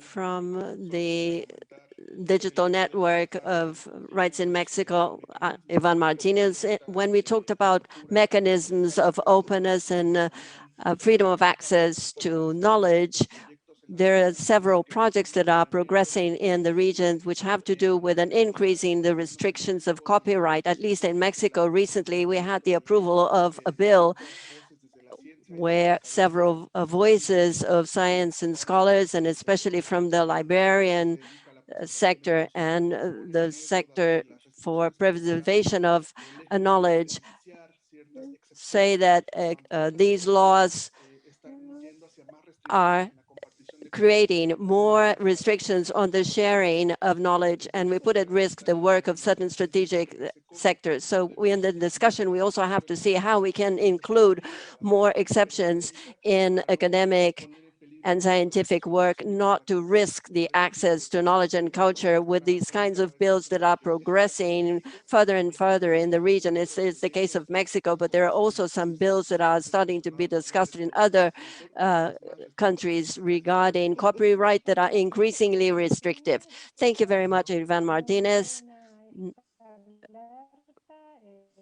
This is a word of caution that is very adequate. Now we have someone from the Charisma Foundation. She is from the advisory committee. Are there any other comments? Ulises Hernandez has the floor. Let us hear him. Thank you very much. Well, I think that about the imports that have been made about open science right now, the contributions, it seems to me that it is important to stress that many of these definitions and these ideas are centered around access to data, results, and infrastructure of research processes. And in some cases, we have the need to make people participate in research. And although this is important in terms of appropriation and education in science and technology, I consider that the greatest contribution that open science can make is to reconsider, to make us reconsider our epistemological positions. And so maybe in open science, we should ask, what do you think scientific knowledge is about? What it is, the role that it plays, especially when we work in solving social or economic or natural problems, and how native communities and others can generate this scientific knowledge that will make us interact with these people and organizations that can have different positions. So what I would like to stress is that in defining open science, it is important for us to not to be restricted to open access to infrastructure and data, but it should also take into account the changes in methodology, and especially in terms of research. Thank you very much, Ulises Hernandez. This is a very important point regarding epistemology. I think that this is a topic that we will go back to in the third panel on citizenship science, and we should invite this to be part of the advisory committee of UNESCO. Do we have anyone else? Dr. Kawa from Kingston is asking for the floor. Yes. Well, thank you very much. And I have learned quite a bit from the Latin American experience this morning. And one of those lessons that I have picked up is that there has been a serious institutional efforts to try and make open science work. And I also note that our Latin American colleagues, whereas this financial support is not enough, but there is an institutional framework in many countries to be able to do so. So that is something that I think I appreciate, and I would like to say that certainly it will be something for us to encourage us in the Caribbean. But also, I think in the broad scheme of open science, the efforts that have been described so far, I think they do form an important nucleus on which a global open science effort can be launched. I want to encourage you, and I want to sort of put that at the center of the discussion, today. I think we have moved a significant step forward, and we have something to offer to the world. Thank you, Dr. Kawas. As Sylvie, did you already mentioned, we need a strategy for the region that we don't have yet. Thank you very much. Edgar Prieto ahora ha pedido la palabra. Edgar Prieto has requested the floor. Good morning to all. To me, it is very pleasant to be here sharing all of these ideas that have been put forward. We have worked around all of these initiatives one way or another, but I would like to refer in this case to the experience that we have had in Colombia with elements that are part of open science concept or through scientific communication expressed in journals of this kind of a bias, a scientific bias. And we have the Cielo project, which maybe really is, I mean, we have publications with that are very deep in terms of evaluation and that have made a difference in terms of scientific production, in terms of the indices. And there is also a complementation of the visibility of journals. And this is a point in open access. We have also considered the topic of open data, which is a difficult one, because in this case, one has to make a whole work inside of the institutions in order to determine how we can work with the concept of open data. We are implementing an infrastructure for this. In Colombia, we work with a given university that has made available to the country its infrastructure in order to create a cycle of journals. And Cielo is administered from the National University, and the contributions have been made to one of the pioneer concepts on open access, and it has advanced as it has now. And regarding the mission of universities, there is the issue of extension, which goes hand in hand with the work of communities and developing projects with communities, not just from the concept of open science point of view, but also with the possibility of publishing the results of research, but also integrating these projects into communities. And this has been a joint work under the guidance of the scientific community and in Colombian institutions with Colombian journals. And there are major limitations, which is the very high cost for access to contents that are claimed to be of a high index of performance from publishing houses that are putting prices up increasingly. And one of the questions that I had sent is how much can one influence in these initiatives, which seem to be crucial to us, and through national projects. And so we have to go beyond, and we have to break this cycle of limitation on knowledge and access to regional and national scientific production. We value this a lot, and we think that the observation access are very important, and we have to look for other indices. But in the end, there is a major change. But how can we break away from this high cost cycle of access to contents that provide support to the development of research? Thank you. Thank you very much, Edgar Prieto. And you're right, Colombia has made long strides in these topics. There was a study presented this week on the millions that are being paid every year in Colombia for publishing open access. So these are very concerning topics that are taken into account by the UNESCO Open Science Advisory Committee. There are two people who have requested to the floor, Beatriz Caputo and Sonawanda.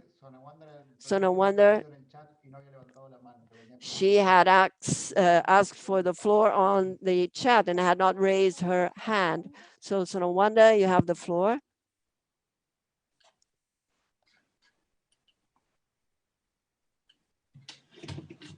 Thank you very much.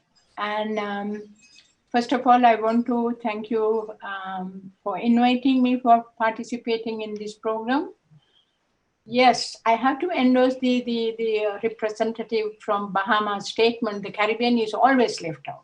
When Latin America and the Caribbean put together, Caribbean is left out. Language-wise, culture-wise, progress-wise, everything. So to give a little progress on the Caribbean, not only in Jamaica, I'm calling from Jamaica, but I have done quite a bit of work in the Caribbean with some help from UNESCO as well as from Caribbean Academy of Sciences. We have some serious problems that we have not been able to grasp clearly what it means to be open science. There is a conflict between publishing in high impact journals like a lot of the other people and not having our own journals published, rather peer reviewed journals, has been a problem.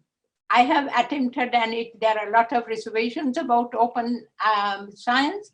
There is also a lot of suspicion about open science, what it does to citations and all of that. We have not been able to, as a promoter of open access, I have found that people don't see the difference between publishing in a high impact journal that you know not everybody have access to, and the difference between open access and the citations.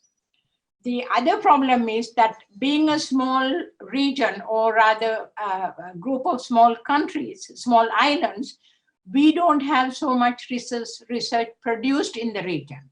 However, there is a lot of space for gathering data, which is, I'm sure, included in the open science. Collecting data is important in a manner that we can use them. People collect data. It is not that we are not collecting data. Like for an example, I'll give a very good example of cancer incidents. If each hospital or clinic has some record, and it is not possible for you to collect that data or look it in a common platform, that is needed. I think also I want to highlight on a little bit of light at the end of the tunnel. I believe it was last year, our Minister of Finance, who is an academic, Dr. Nigel Clark, came to see the research exhibition or the display at the University of the West Indies and was impressed and made a point to allocate more money for research. However, he did not connect the dot between giving more money to research and having this, I'm sure it is taxpayers' money, having this research open to the public. So I see those things as serious problems. The biggest institution where much of the international research is produced, or even the thesis, local thesis from the University of the West Indies and also from the University of Technology, are always hidden. There are still restrictions to access those things where local information is available. And also we have resources, we have information resources. In fact, we can make a very good global contribution to sickle cell disease and implications. So, but how do we access the information? There are case reports on sickle cell in a compilation that is to be completed by surgical residents, but there is no index to it. They are numbered as case number 1, case number 2, case number 3. There is no subject access, there is no author access. They are not organized even in electronic format. So I want to emphasize that Caribbean region need attention. Caribbean region need to, we at the field level have done a lot of work. Caribbean Academy of Sciences, and I want to specifically mention Professor Dasgupta, who had passed away, and Robert Lancashire, who is giving a lot of support. we did some work, but it never got the support. So Many thanks, emphasis should be in that we need to make some decisions at the top level. Now, since the Minister of Finance recognized that the money is needed, resources are needed, he can make a commitment or demand to have this information on open access. The second thing is that grassroots level have the capacity and the willingness to do things in a way that things can work. And the data collection has to be emphasized, and the Caribbean region need to be recognized as a region because we have a lot of differences. And I am grateful for some of the support and great support we got from like Cialo and, you know, Lilacs, and those projects are very important. But Caribbean, as a region, we need to be identified or recognized. Thank you. Yes, Warner, I should invite you to ask for more time in the next panel, because we have one person more, and we have to close this session to start the other one. So sorry, please. Thank you very much. No problem. Okay. Dominique, tenemos a Beatriz Caputo. We have Beatriz, and I think she may be the last on our speakers list. Beatriz, you will be the last speaker. Thank you, Dominique. First, thanks very much for having invited me as Executive Director of IANAS. But I'd like to go back to something put forward by Bianca Amaro and Dr. Blesa Miguel. I am not an expert on open science. I've never been involved in it, but I have taken part in assessment panels of researchers in my country, in Argentina. I have a very hard science background. My background is on biochemistry and molecular biochemistry. And when you are in the panel of review and you see papers, papers count when they are published on international journals. So I think we have to make an effort, of course, to have our own journals, our own publications. I think that's very significant. But on top of that, we need to work on science policies in various countries for those journals to be internationally recognized, and to make sure that our papers not only get published in big journals, but also on our journals gaining prestigious. We are very much used to different journals of high impact, low impact, but many researchers do not have access to highly prestigious journals as the ones in the US, and many researchers do not have access to those journals. And it's true that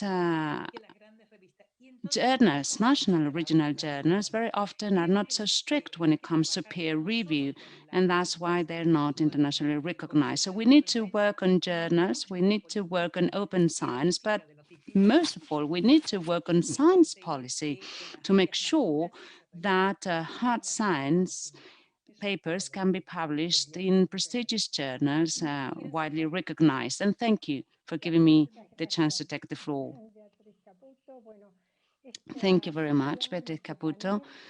We come to the end of our session, of our panel. I think it's been very enriching, and we have a clearer idea of what diversity, inclusion, involvement mean. We have a clearer idea of different situations and realities in Latin America and the Caribbean. And Guillermo and myself appreciate all your input, all your contributions. We hope that you actively participate as well in the upcoming panels. And I think we're going to break for 5 minutes, if I'm not mistaken.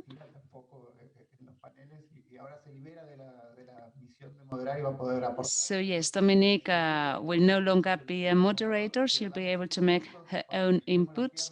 And now we're just going to take 5 minutes We're just going to break for 5 minutes, just stretch your legs, take a coffee before moving on to the next panel. We're just 4 minutes behind schedule, so we're doing quite well. Please do not leave the conversation. Just make sure you're back in 5 minutes so that we can move on to the panel on open data. Thank you. We'll be back in 5 minutes.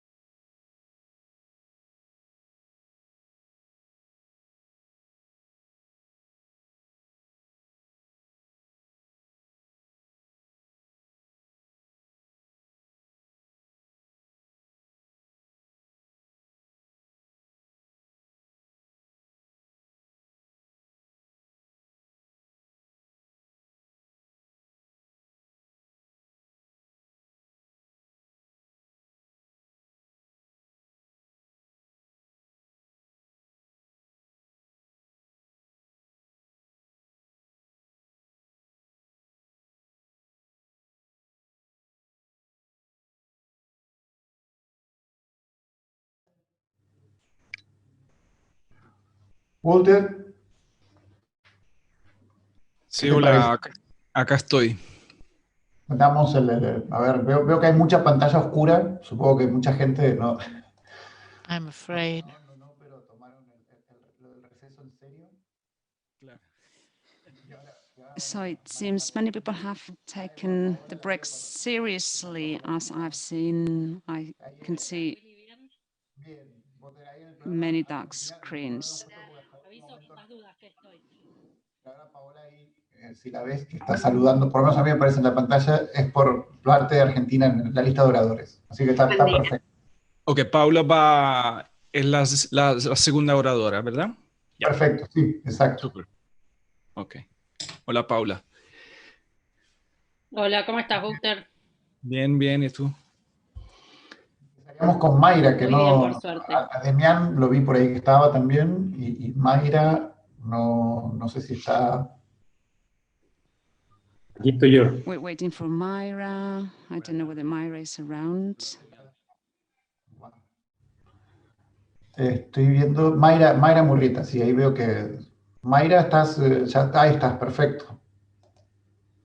Un placer, Mayra. Bueno, Walter, todo tuyo. Good afternoon. Hola, Mayra. Ok, entonces, bueno, muchas gracias, Guillermo. Thank you very much, Guillermo, for giving me the floor. I was listening to the first panel. I found it very interesting. For the second panel, we're going to focus on open data. First, I'd like to warmly greet all participants from Santiago de Chile. I know that many of you are going through difficult times. Some of you are quarantined. Countries in the region, as you know, have been under lockdown for many months, and it's difficult. So I'd like to send you my sympathy.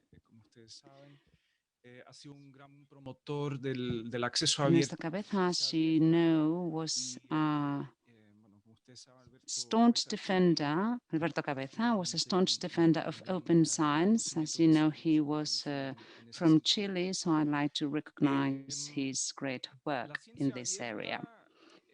Open science is significant because we believe that open science leads to better science. Why better science? Because open science aims to be more inclusive, more diverse, more open, and more interoperable. And that's the high value of open science. That's our drive, our motivation day after day. And from the ICLAC library, we're trying to make our contribution. Open data, in particular, have a very special role within open science. The value of data is increasingly recognized. For the past few years, many discussions have been held on data, highlighting their value. So which is the role of open data within open science? We believe that data within open science are significant not because data need to be monopolized, but because data need to be shared. Data need to be open.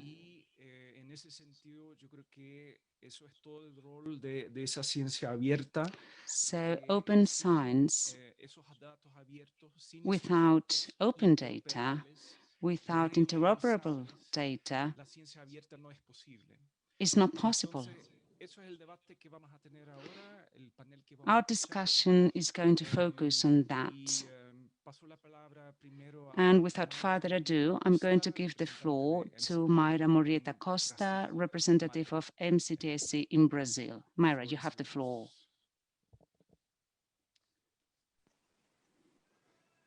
Good afternoon, ladies and gentlemen.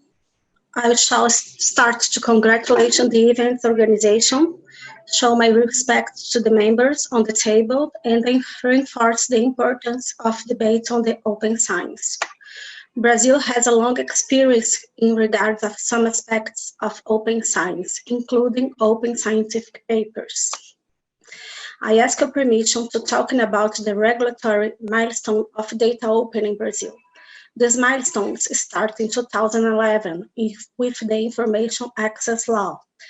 This bill states as one of its values that it is mandatory that states ensure the right for information access, and that public information is general rule, whereas secrecy is the exception. Following this lead, other initiatives in the area of data open have been engaged, including the Open Government Partnership that places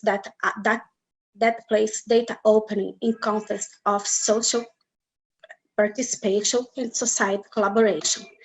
The National Infrastructure of Open Data, whose main goal is to discuss data and interoperability patterns, and the Brazilian Open Data Portal, which enables a centralized research of governmental open data. Consequently, data index published by Organization for Economic Cooperation and Development has put Brazil in 2019 in third place behind Colombia and Mexico. As a result of this scenario, Brazil is an extremely active country in the open data movement. Therefore, one can wonder if Brazil has relevant initiatives on open its scientific papers and, likewise, has a successful trajectory on open governmental data. Open data scholarship data must also present itself a promising field, alas, it's not necessarily the case. The Information Access Law has been extant for almost 10 years, which makes it easy to affirm that Brazil has already some experience on open governmental data. And in 2016, the Brazilian government published its open data policy.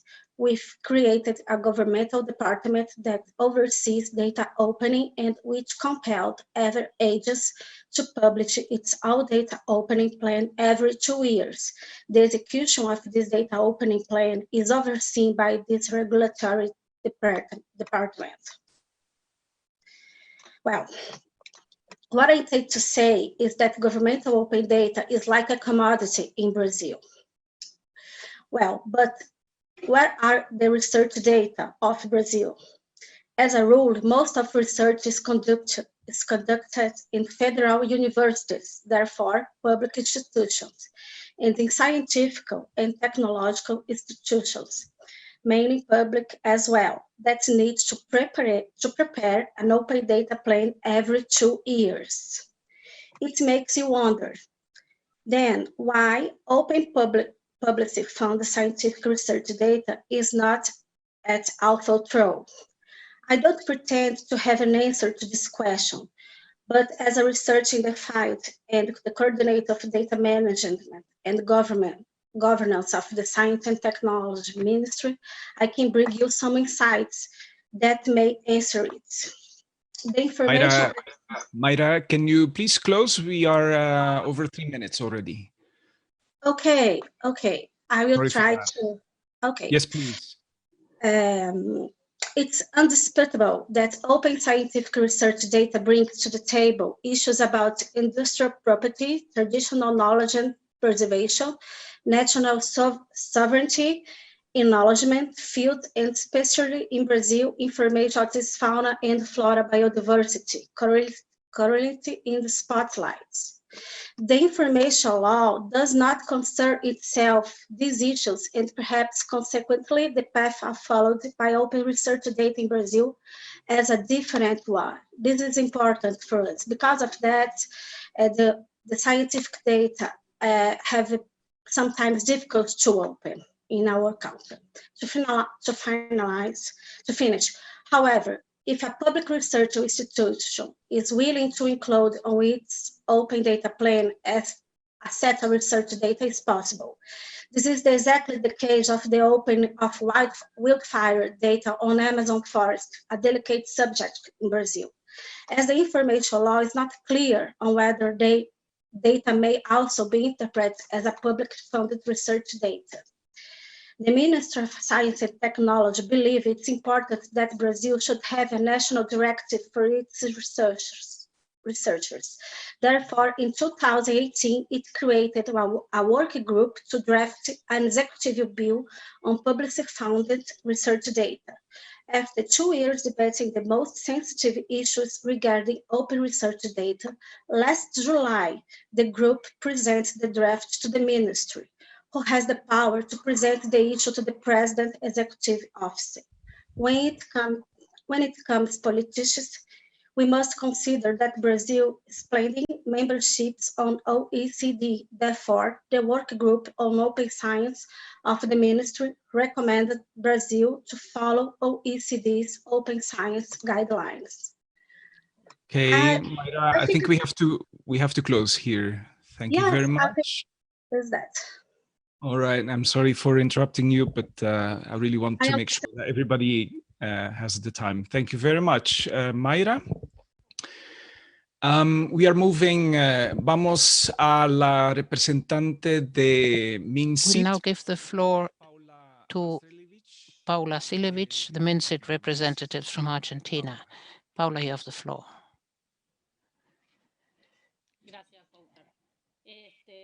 Thank you, Walter. Each of us has little time, so I'll try to be brief. We have a law on open access to data in Argentina. Institutions have to set up their repositories, their structures for publications and research data, and data which are a result of the investment of public funds have to be available on these repositories. Institutions have to implement open access to their data, and this is part and parcel of the evaluation they have to undergo, and plans for data management have to be implemented. The law goes back to 2013, but before that, there were also national data systems within the ministry with their different portals at different levels of development. We have a biological data portal, a portal for genome data and for oceanographic data. The problem we're having, and we're trying to sort this out, is that in the beginning only a few fields or disciplines were covered, all the others are still to be included. And these portals are also somewhat contradictory for researchers, because by law, institutions have to have their repositories. So the questions come, where do I leave the publication? At the ministry, at an external repository, within my institution, where do I have to put my data and my papers? Because to put your papers outside your own country or outside the reach or management of your own country, that is not part of the law. We're talking of data sovereignty, so I have to stay within the country, and then of course they can be put somewhere else as well, but they have to stay within the country. And institutions have to be able to make use of the publications of their own researchers. Our law has to create open access. And what we're doing now, because there wasn't much progress made towards the implementation of the law, is to really cooperate closely with these institutions so that they abide by the law and they set up their infrastructure or repositories where they can put all the data they publish and they work out, including all those which are still missing, so that they are then available for open access. And we are working on a pilot project with a number of institutions, just a few of them: the National University of La Plata, University of Cordoba, University of Rosario, and the National Commission for Atomic Energy and the Geological and Mining Service of the government. So together with them, we are on a pilot study to set up a portal according to the system of digital repositories with the infrastructure, which is our reference. Something similar is what we're doing with these different institutions, and probably we'll very soon have a portal for research data which are accessible according to themes and different fields. And a fair amount of them are already put into these repositories. We hope to make this accessible online very soon. What we try to show is that it's possible. It's not just a dream or an ideal. It can be done. We can set up our own repositories. We don't have to work with other countries of the world necessarily. And that's why we are carrying out this pilot story. Thank you so much, Paula. So we now come to Chile, the Ministry for Science and Technology and Innovation. Damián Ancibia has the floor. Good afternoon. Thank you for the invitation. It's very interesting to listen to the experience of all those friends and colleagues who have already spoken. At our Ministry of Science, 2 years ago,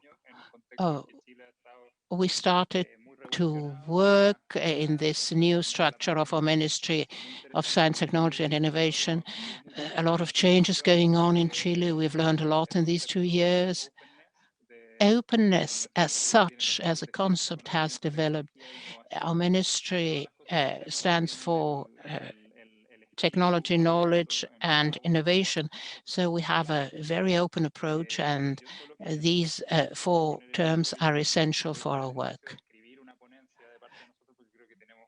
I am going to draft a more complete input on behalf of my ministry. 3 minutes are not enough.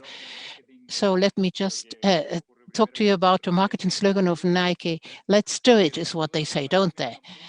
Because COVID has put us into a situation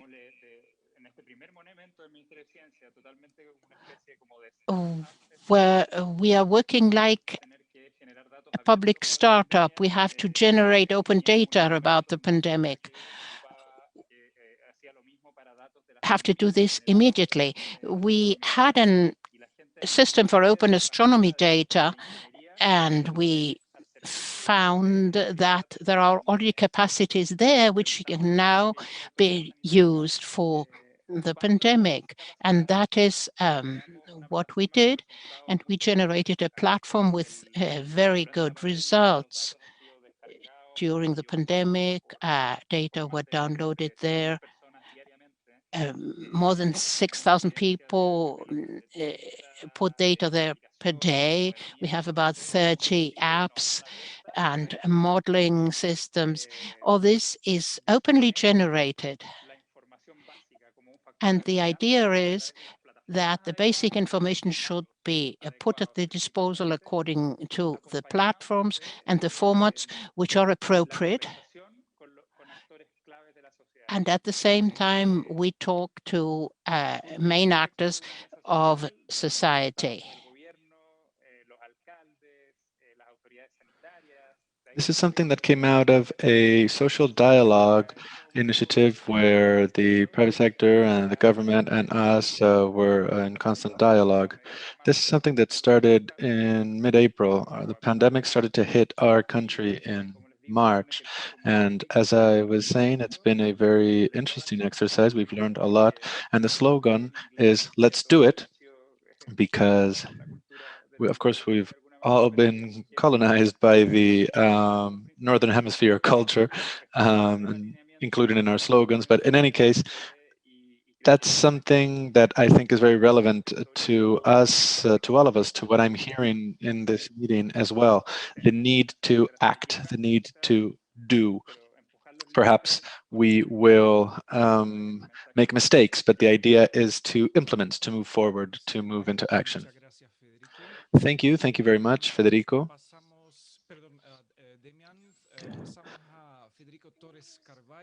I would like to, no, that was Damien. Thank you, Damien. I would like to give the word now to Federico Torres Carballo, Vice Minister of Science and Technology from Costa Rica. You have the floor.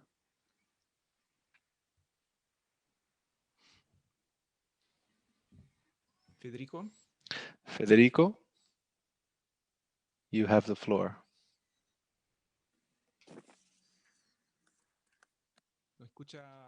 Federico Torres Carballo. Federico Torres Carballo, can you hear us?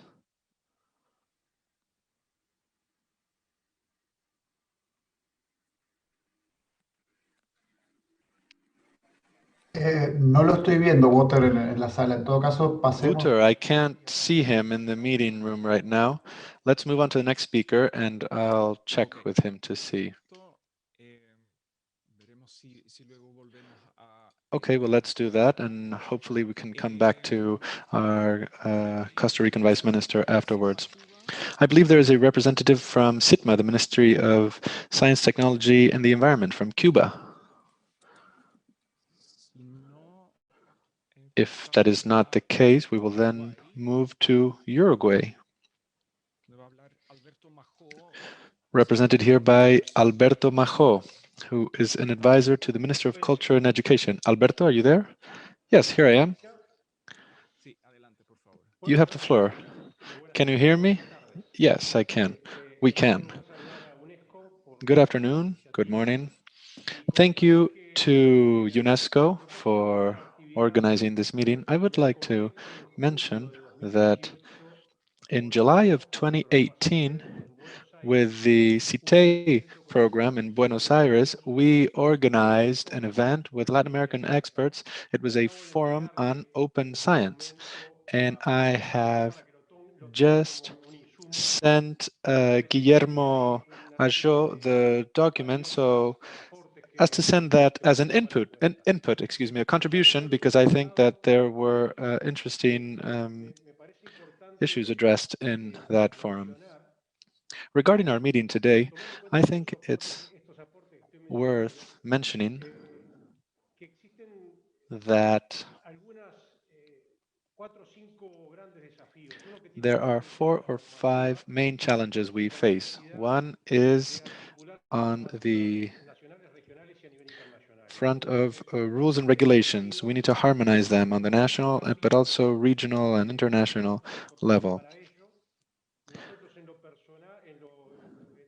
Furthermore, from our standpoint, from the perspective of Uruguay, since we have the temporal chair presidency of Mercosur, we are going to incorporate this matter in our specialized network, because whatever we do in smaller regions can then be echoed in bigger regions and beyond. And I think that we need to link rules and regulations that have to do with public policy and others that have to do with scientific research. We need to link them better. We need to train researchers and institutions as well, and managers of repositories in that sense. Furthermore, we need to recognize that Not all scientists in all spheres of knowledge have the same incentives to publish openly. So in our financing mechanisms, we need to incorporate requisites, a mandatory requisite that to receive financing through certain mechanisms, one must then afterwards publish the results of that research openly. Furthermore, regarding open data and repositories, the quality of what is stored and openly accessible is very important. And there is also a gap in terms of infrastructure as well. And we also need to acknowledge that the creation, the building, the management of those infrastructures cost money or have certain costs. Something else we have to bear in mind is that publishers could further interact. So they could be more in contact with one another, or publishing agents. And not only between themselves, but also with public administration, public administrations. And I'm speaking at a national level, but also at an international level. Regarding data, we need to bear in mind that it is not easy to manage and share data across different systems because there is no harmonized structure to do so. And it's not always easy for any user to understand scientific data. So openness itself is not enough, or having open data is not enough. Furthermore, this can entail or this can take up a lot of time of the researchers themselves. We should not forget that.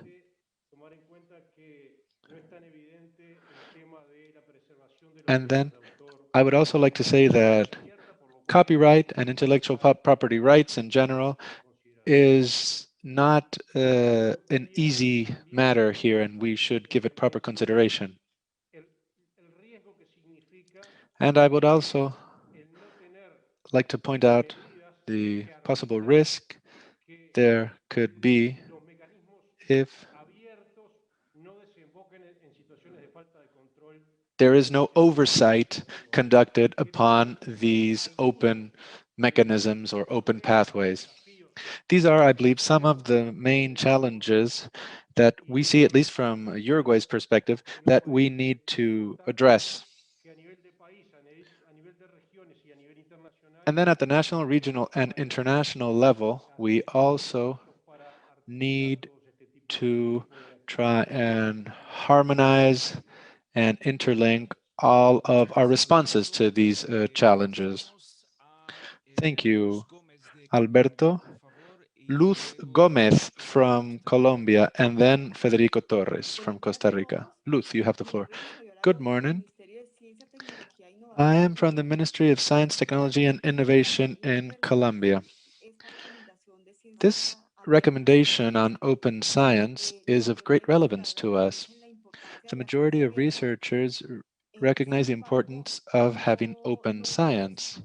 However, not all researchers are able to carry out their work openly, sometimes because of the rules of the institutions in which they carry out their research. This year has been a transitional year because in January of this year, we became a full-fledged ministry, and so we have incorporated areas of work regarding these matters. However, regarding open science and open data, we have identified certain aspects that we need to incorporate into our policies in Colombia to make open science a reality, to be able to make it a reality. I share Bianca Amaro's position on evaluation, which is a very complicated matter in our country.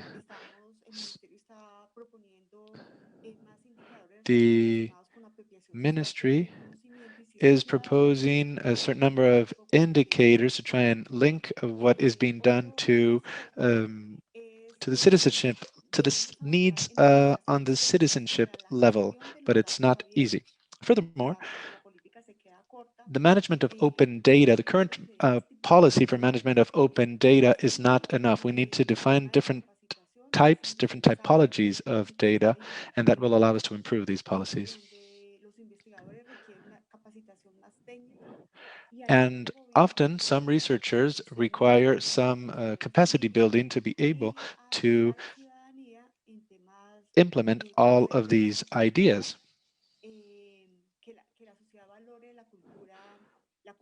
Besides this, we need to promote scientific culture within our societies so that our societies value that more. And we need, therefore, to invest in capacity building for analysis and management of data across the board. In our country, we have universities and institutions that are ahead of the pack, but that is not the case for most of them. So we need to keep advising universities and research centers to create policies to foster open sciences, intellectual property rights, ethics, bioethics, and other fields are relevant in terms of thinking of how to, and Wouter interrupts the speaker. We have to cut you short, Luth, excuse me, but there are other speakers who wish to intervene and I need to give them time as well. Thank you.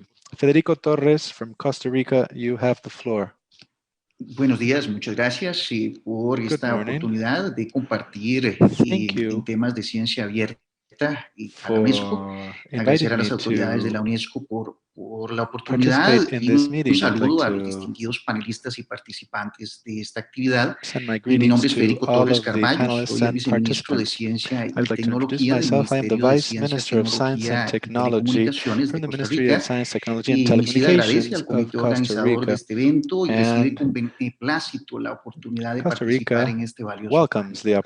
Ciertamente los datos son el ítem más intercambiado en el mundo actualmente y su gobernanza nos presenta grandes oportunidades y desafíos.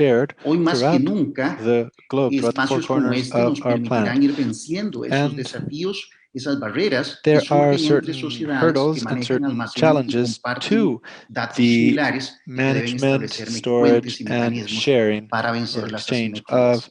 Desde Costa Rica vemos con muy buenos ojos esta recomendación y estamos en esfuerzos desde el Ministerio exactamente para buscar transformaciones que permitan a nuestra sociedad acometer estos retos de la mejor manera posible.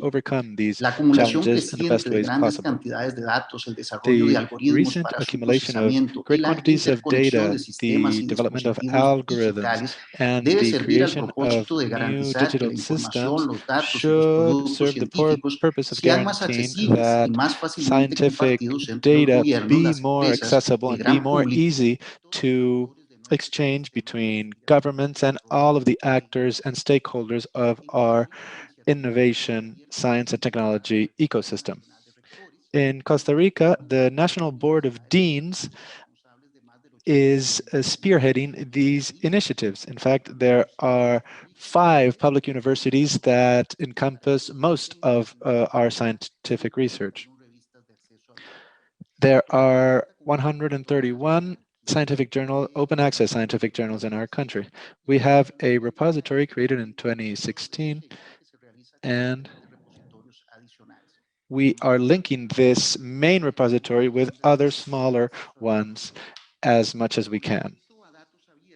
With respect to open data, this is still in a preliminary stage in our country. We still need to do more to have open data available to all. Costa Rica will host the next plenary session of the Research Alliance, and we hope to shine the light of our debate on open science and open data in Costa Rica and in Central America as well. Our government has tried to foster a favorable ecosystem for open data and open science. We have tried to promote open data with executive degrees since 2017, and we have a national policy, national strategy on cybersecurity, and national strategy on science and technology, which include these matters. And furthermore, our 2018 bicentenarium strategy, the national strategy, also includes these issues as well. In past recommendations, we have used past recommendations to create a national system which we are constantly trying to improve, as we are trying to improve our public policies regarding the financing of research and of initiatives towards open science. Thank you.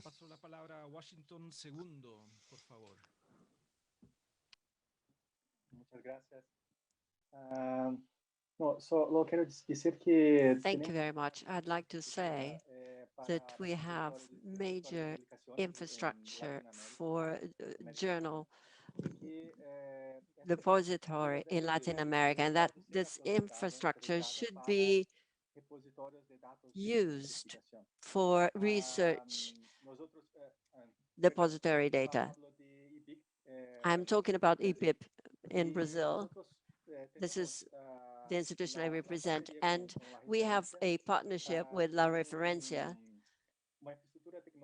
and we have a very strong technological infrastructure for research repositories. We also have many journal repositories with their managers that are devoted to the dissemination of science. So I would like to offer this infrastructure and to extend it to open science. We have worked a lot on this.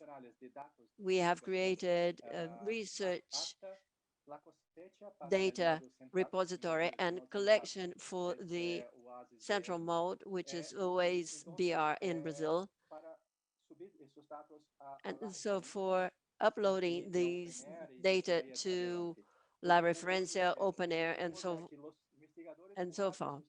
And researchers share their data in international repositories is the situation we have today, and this is not good enough. And we have to do this on a basis of Latin America, and from there to share with other instances, as Paula mentioned. And this is what I wanted to say. Thank you. Thank you very much, Washington. Marcos Regis da Silva now has the floor. Gracias, Walter. Voy a hablar en inglés, creo que mi portuñol es doloroso. Thank you very much, Walter. I was speaking English. Comments. First, to remind the participants of the regional agreement on access to information, public participation, and justice in environmental matters in Latin America and the Caribbean. It has had 22 signatures and 9 ratifications. And Article 4, Paragraph 9 makes an explicit mention to open data as a requisite to successful implementation of the agreement. Second, I'd like to say that when we discuss open data, a certain degree of sensitivity and empathy should be acknowledged towards indigenous peoples in local communities. Very often they have certain rights under a number of agreements and under national law, and categorical statements regarding open data should take those rights, at least responsibilities and sensitivity into account. And lastly, I would like to give an example of how a national government has promoted very successfully the whole idea of open data, and that's Uruguay. Uruguay assisted my organization in the development of an open data portal, the IAI Open Data Portal, which is based on the Uruguayan model. They allowed us to use the Uruguayan data model. They allowed us to learn from their researchers, and they assisted very much in the development of our portal, which makes available all the scientific data that is generated from IAI-funded research. It's a substantial amount of scientific data. And I think this stands as a very good example of how a national government can promote the entire idea of open access. Thank you. Thank you very much, Marcos. Vamos a Bianca Maru, por favor. Bianca Maru, thank you very much, Marcos. Yes, I just wanted to compliment that one of the main actions that we're taking forward now in La Referencia is to start collecting data of the countries, that is, to put them together also for harvesting or for collection of other regions, and this is very strong. And in terms of Brazil, there are several initiatives that are underway already for putting together a national collecting entity and a data repository. Dr. Claudia, who also works with data repository that are more oriented to COVID matters at this point in time. And this is very important because it is related with one of the most important agencies for funding, which is FAPESP, from the state of São Paulo in Brazil. And we have another initiative which is very important, which is one of the agencies, funding agencies in Brazil, which is the CNPq, which is also building its data repository. So we already have initiatives, very major initiatives, which are underway at a national level in Brazil, and that should be stressed. So we have to work in terms of persuasion, but I insist both for journals and for data. If we don't have first the funding agencies that should not demand, I mean, if they don't demand data, we won't have them. And then the assessing agencies, they have to take into account the researchers who are sharing their data, that are publishing in an open fashion. Thank you. Thank you very much, Bianca.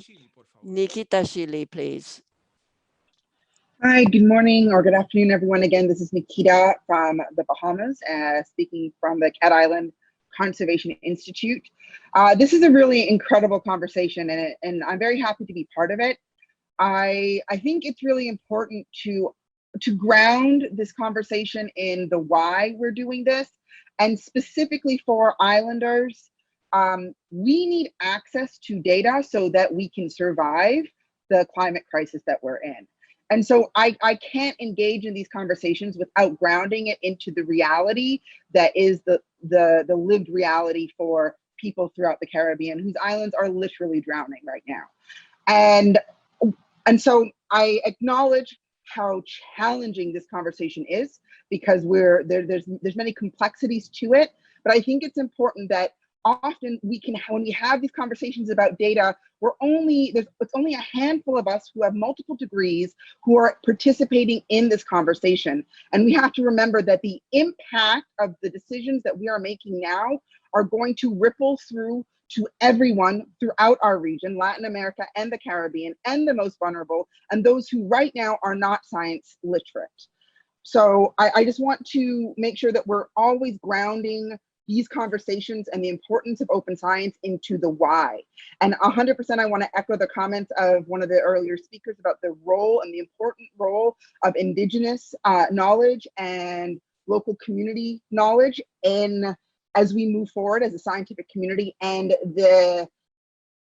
I don't know if there's any Indigenous people who are on this panel today, but if they're not, there really needs to be, because we cannot be having these conversations in isolation. So I just always want to remind everyone, why are we doing this work?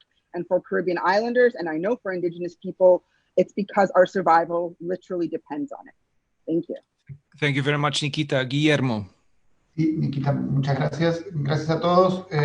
Thank you very much, Guillermo. Thank you all. We have another 4 speakers, so we are going to close the list of people asking for the floor, and then we will move to the 3rd and last panel.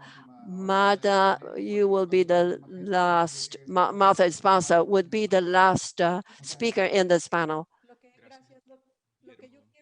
Thank you very much. The contribution that I want to make, I'm sorry, Martha. First, there's someone else who's going to speak first, and please 2 minutes each so that we don't get very delayed. Thank you very much. And Clinio, thank you very much, Malta. I would like to add a little comment. It seems to me that open data has to be related to the growth of or the dissemination of anti-scientific thought in our regions, which also are built into our governments, which are the main funders of research work. So we have to deal with that. We're living through situations where to open data may also create problems for scientists and for public policies. Thank you. Thank you very much, Anne. We will now to Sarai Cordoba, please.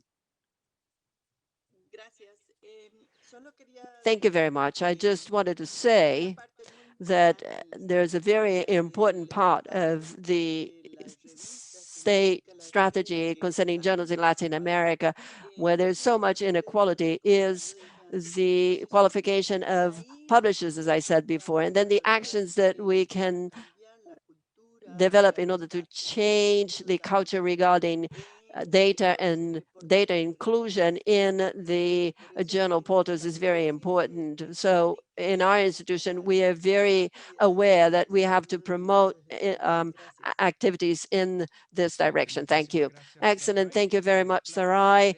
Claudia Medeiros, and then to close, Martha Esparza. Hello, thank you very much. I will try to keep this to 2 minutes. I will have to speak a lot more, a lot quicker.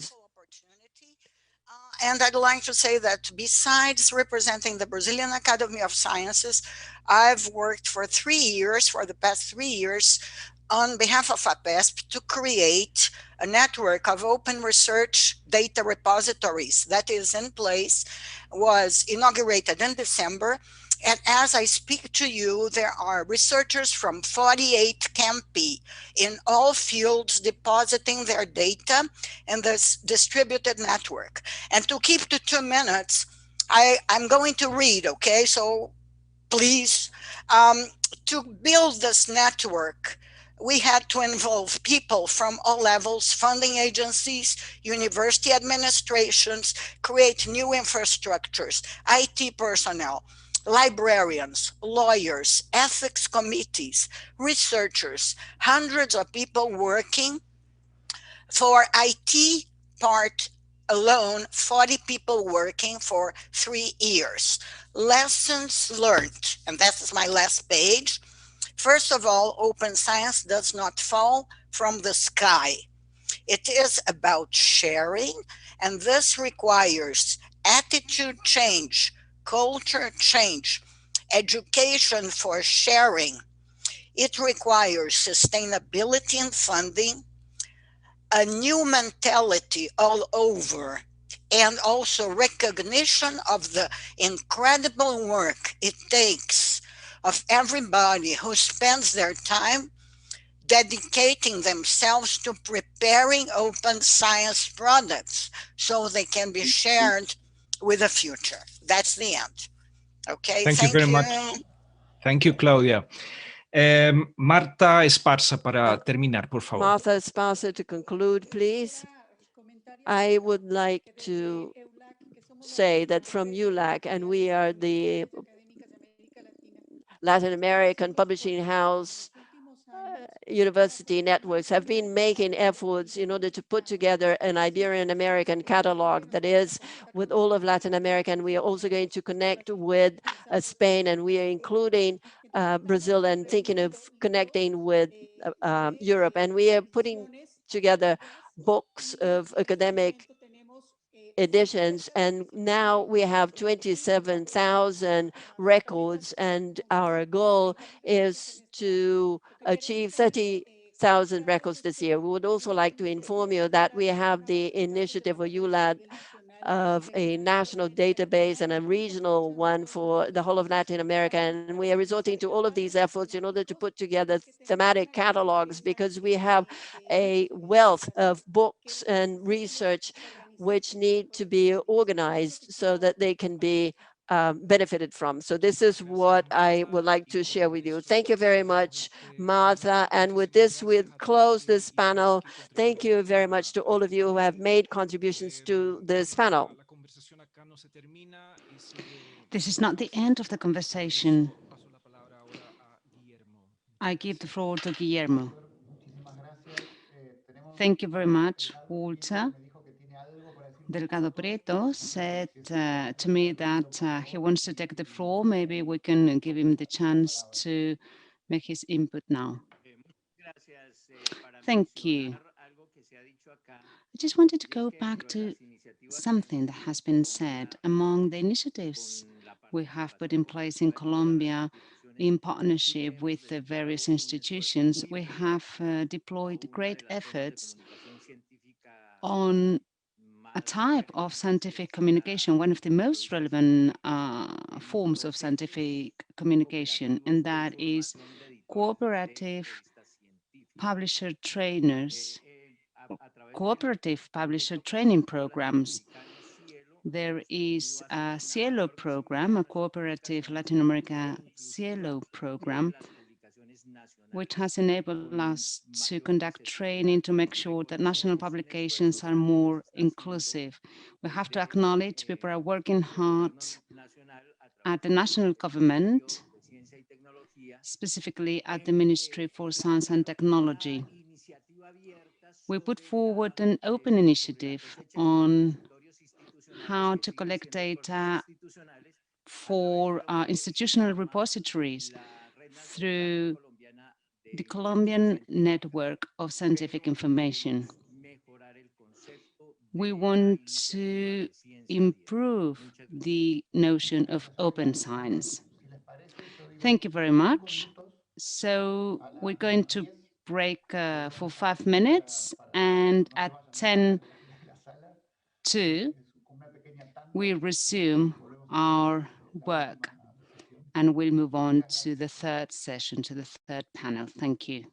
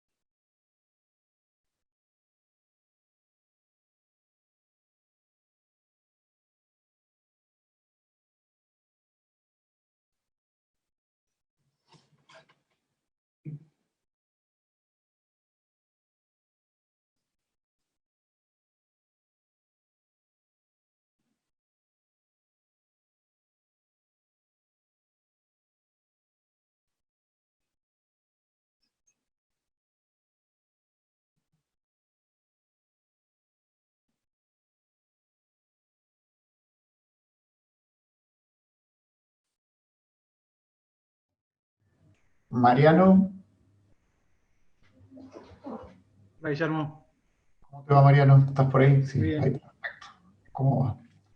Bien, bien. Bueno, vamos a ver si Noela sería quien nos da la vista. Aquí estoy. ¿Qué Noela. tal, Mariano? ¿Qué tal, Guillermo? Hola, Noela. ¿Cómo estás? Bien, bien. Me alegro. Ahí, tranquila, que ahora ya bueno, le damos Sí. el paso a Mariano para que haga la apertura. Agradezco a todos que estemos de vuelta. Y So ahí... thank you very much for being here with us. Yet again, we're going to give the floor to Mariano, who is going to be the moderator in the last panel on science and citizenship, that is citizens' involvement in science, which may not be so restrained as the previous deep discussions. Mariano, you have the floor. Thanks, Guillermo. Thank you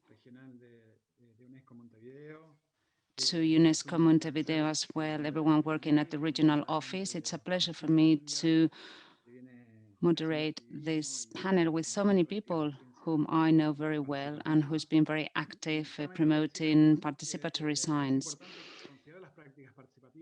We need to balance participatory practice because open science policies do not often allow for those kind of practices, despite a long tradition of collaborative science and participatory science, which dates back a long time in our region.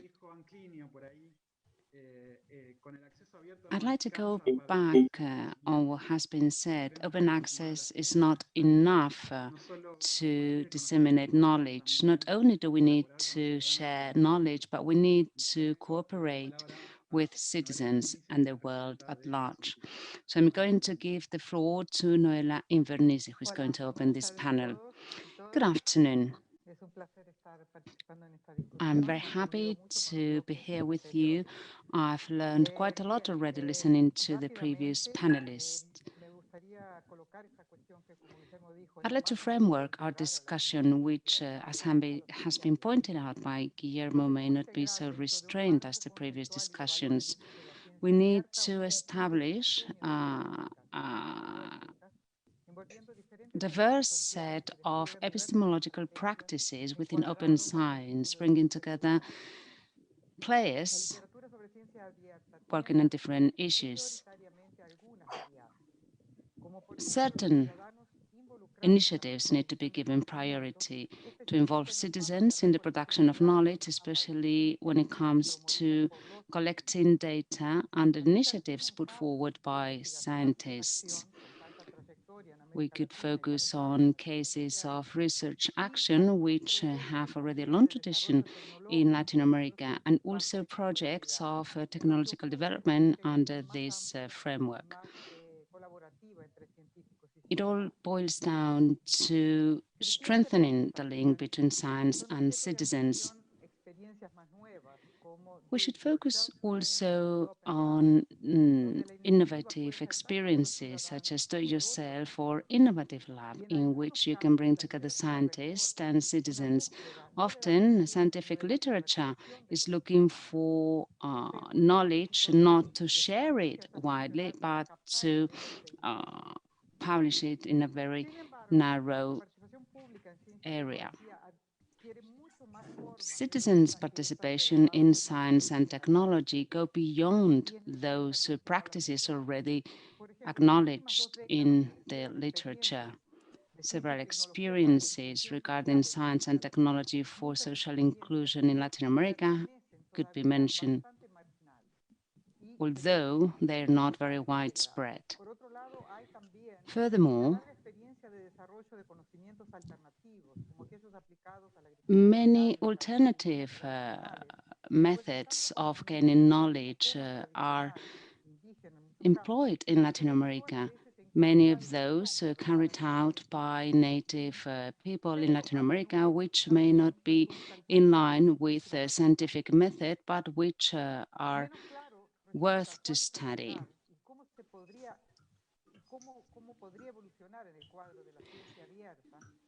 Regarding open science, various forms of public involvement and of activism could be considered. Activism, bringing together scientists and citizens, have already produced counter-evidence, has developed science which may not be dictated by international science agenda in order to counter negative impacts of scientific and technological development. So we may wonder how to bring activism closer to science, as science do not always come together with democracy. Thank you very much. Those were very interesting words. We give the floor now to Juan David Muy buenos días a todos y a from the todas. Buenas Environmental tardes Studies también en diferentes Institute. geografías. Good afternoon. Desde la Red Latinoamericana de Ciencias y Saberes Comunitarios, un espacio de The intercambio entre Latin colectivos de American científicos, Network of científicas y Science comunidades and locales en diversas popular geografías knowledge, de la we región, bring together queremos aportar different algunas groups and ideas y communities across reflexiones. the region. La ciencia y I la would like técnica to son share some actividades que han venido thoughts with desarrollándose you. desde hace siglos por Science and comunidades technology urbanas y have been rurales developed de by cultura rural and campesina, urban indígena y communities diáspora for africana. centuries, and Estas native comunidades and han indigenous compartido people su have saber already y su been saber involved hacer con el in objetivo de that permanecer en development. sus We territorios have y to transformar su mundo de harness acuerdo a their sus valores knowledge, culturales their y espirituales. worldview, Sin and embargo, their actualmente spiritual poseen and barreras natural invisibles para acceder al values. conocimiento codificado creado desde Despite their nuestras instituciones experience, they seem to científicas, be invisible formatos, for registros y otros scientific elementos que, institutions at the aunque se moment. encuentren de acceso libre, no hacen parte de un formato de Open producción de conocimiento access comunitario, lo cual evidencia una does not asimetría en el always disfrute include y uso de la community producción del knowledge, conocimiento. which hinders the Así, wide las ecologías de dissemination and saberes se hallan enjoyment of knowledge. desbalanceadas, pues muchas veces estos procesos terminan And documentados en very lenguajes, often, formatos y registros ajenos, processes ¿no?, a las dinámicas are colectivas de documented in comunidades urbanas languages rurales which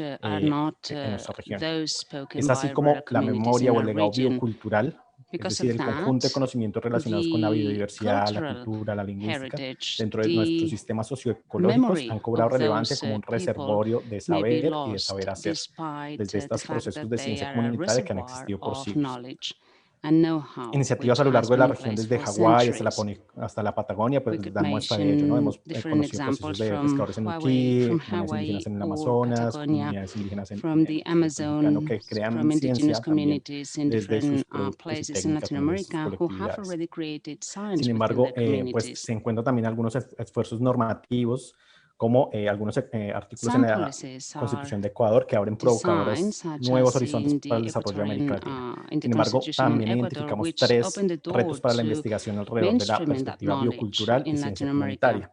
Entre ellos But se we encuentra have el to marco focus institucional y more legal de on nuestros países, community culture el énfasis en inventarios y and medición del knowledge. conocimiento en We biodiversidad, should create comunidades locales inventories vistas and como proveedoras de repositories with the datos y la knowledge omisión de created estas by comunidades, de local estos grupos en el communities sistema de ciencia y tecnología e in innovación de order los to países. bring them Finalmente, into the pues queremos hacer un scientific llamado a la system in our sensibilización en la different formación countries. a nivel Finally, transversal de programas de investigación. Nosotros como formadores de we científicos should también, donde se promote involucren referentes cross-sectoral locales de research ciencia programs, comunitaria, taking conocimiento into ancestral, account ampliando la local and concepción de ancient ciencia hacia otros knowledge sistemas de construcción de held conocimiento, by those representado en communities, diversas and epistemologías y opting for ontologías, different con lo cual epistemology el entramado and comunitario del different saber y del saber hacer en los structures of territorios knowledge. dialogue e incide en las We have dinámicas to de make ciencia sure abierta a that nivel local global. Es un knowledge poco is also lo que included queremos de in acuerdo a open esas science experiencias initiatives at en los global level. tramados comunitarios That's our donde hemos aim podido with the different y tener la initiatives that we oportunidad de have put in colaborar. place Gracias, Mariano. in those Gracias, UNESCO. communities we have partnered with. Muchas gracias, Juan David. Le pasamos ahora entonces la palabra a Julita Gancio, que es representante de Bosch, del Gathering for Open Hardware for Science, la regional de América Latina. Por favor, Julieta, adelante. Bueno, muchas gracias por la invitación. Quiero aprovechar estos 3 minutos para comentar por qué, si las políticas de ciencia abierta pretenden tener un impacto transformador, necesitan dejar de ver a la ciencia como una caja negra de la cual solo interesan los resultados como artículos o datos y no los procesos que los generan. Uno de los cuellos de botella para hacer ciencia es contar con herramientas, ya sea materiales o de código, para generar los datos. Ahora, esas herramientas hoy son patentadas, caras, difíciles de personalizar, de mantener, de reparar. En general son importadas desde el norte global. Ahora, ¿qué sucedería si pudiéramos descargar y compartir libremente los diseños de las herramientas para hacer ciencia? Bueno, los beneficios de eficiencia están documentados. Mejores herramientas, reparables localmente, adaptables a contextos específicos, en general más económicas. Pero quisiera focalizar en cómo acceder a las herramientas científicas contribuye a democratizar la ciencia. Por ejemplo, como mencionaban antes, comunidades con problemas que no son de interés para gobiernos ni mercados podrían desarrollar programas de investigación con herramientas propias, en colaboración con científicos y científicas. Proyectos de ciencia ciudadana o comunitaria podrían involucrar a las personas a partir de sus propias preguntas, más allá de recolectar datos ya definidos de antemano. Podrían estratégicamente generar proyectos que sumen perspectivas de personas que hoy por hoy no están representadas por la academia. Lo bueno de todo esto es que ya está pasando, ya existen licencias abiertas de hardware y software, estándares de documentación, repositorios con diseño para ciencia y modelos de negocio para proveedores de tecnología que están basados en la apertura. El movimiento global por el hardware científico abierto, WASH, trabaja para la adopción de... WASH, my organization, works for the adoption of open tools for science, and at our regional level, artists, trainers work in 8 Latin American countries. Vuela, for example, that is a Chilean-Argentinian project which develops open code. We have innovative labs and improve on the design of what is needed at national level.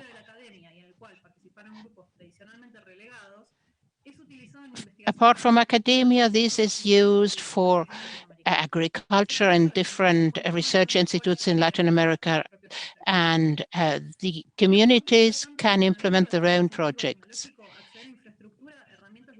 Access to infrastructure, tools, and space will democratize science. We think that open science is necessary so that more people can develop more science, and open software, that is what matters if we want to disseminate knowledge at a regional level. Not only think of results, because open science cannot exist if tools are closed and not open. Thank you so much. You also have been abiding by the 3 minutes allotted, and very interesting what you told us. I will now give the floor to Valeria Arce. She works at CONICET. Are you there, Valeria? Yes, thank you. I'm not very well connected. I'm so sorry. Thank you for inviting me. Citizen science mobilizes knowledge for everybody. It furthers action, but we don't know how we can achieve this in public policy. These agendas which are worked out in citizen science, how can they get to public policy? We need confidence in what citizens want. We need political interest in mobilizing these agendas, and the possibility of supporting results. We cannot just leave scientific results in the hands of scientists. We have to see how we can also increase political interest in what citizens do and want. Starting from social sciences would be interesting. There are such initiatives, several projects which call themselves citizen social science, the COAG project financed by the European Union. And in Argentina, we're trying to find more social justice in the Riachuelo area. And citizens also observe scientific phenomena. They participate actively in all these projects because they have personal and political interest in changing their own realities. So such scientists can contribute with their knowledge to gain results and solutions because they have lived through the experience. They know what works and what doesn't. And social scientists can then make their contribution to shape these proposals for solutions which come out of citizen science. And then we have to set up alliances with politicians who determine public policy. So citizens' social conscience may be able to raise political interest, we feel. And we have to understand how we can go about this. These projects can then monitor whether policies are actually implemented. We think that social sciences can build bridges between the citizens' science and public policy, but there are a number of obstacles to surmount: capacities, resources, evaluation systems. We are researchers at academia. We don't have experience. We are not trained for these activities, which should build confidence with the communities. We are also usually busy doing other things in our work. And usually we don't have the resources in the short term to generate solutions. So to conclude, to give an impulse to these transformation projects, we have to rethink science policy. Now we give the floor to Joaquin Corcheri, who also works at CONICET, and he represents the Latin American Network for Participatory Science. Thank you, Mariano. Thank you for the invitation. As you said, I am a member of these Latin American Network RECAP for Participatory Science. We thank UNESCO for the initiative taken, which should lead to a resolution, and we hope that participatory or citizen science will be included. We've heard it several times today. Science has to open up. That is necessary, essential. But if we only see this as more papers, more publications, more data, that is just not enough. That will not democratize knowledge, and that is what we want to achieve. We think that citizen science can offer a direct link between the actors and those who generate scientific knowledge. Mariano, you said it in your introduction. The Latin American region has developed immensely, also with ideas like participation, participatory science, community monitoring. At present, in our network, we have people from 12 different countries, 40 different institutions. The network is broadening, and we're working on the recognition of citizen science, which should be part and parcel of informed decisions. We did a first mapping of the region in 9 countries, and we found that there were about 700 citizen science initiatives which are documented. And this goes to show that citizen science is not one and only method, but it has a lot in common between projects. Not only scientific knowledge is being generated, nor are only data collected. It also plays a role for the transfer and communication of the different types of knowledge, not only academic knowledge. And citizen science is an important element in open science. It should be supported and increased. But for that, we need to develop infrastructure and capacities. We have to build networks, carry out initiatives. And as Ivan Camaro said before, what we need is that funding develops and the evaluation of funding as well. That's what I wanted to say. Thank you. Thank you, Joaquin. And finally, we have Sarita Albagli. She is a pioneer in participatory science in our region. Sarita from Brazil, you have the floor. Thank you, Mariano. I'm so happy to be together with the friends. I'm speaking a mix between Spanish and Portuguese. I'm so sorry. I want to ask a number of questions which I think are essential for our debate. We need a global consensus on what open science and citizen science means and under which conditions it has to be carried out. We need such a consensus. And it should take into account the different realities of our different countries and systems. And there are also different motivations and different priorities in the different contexts and countries. Often there are conflicts because the results are being used wrongly. That's why we need supervisory and control systems for private and public data. We need the right infrastructures, and when data is produced,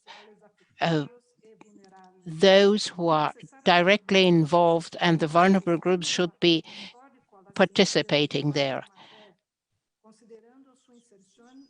We have to think of the integration in the broad movement towards open science.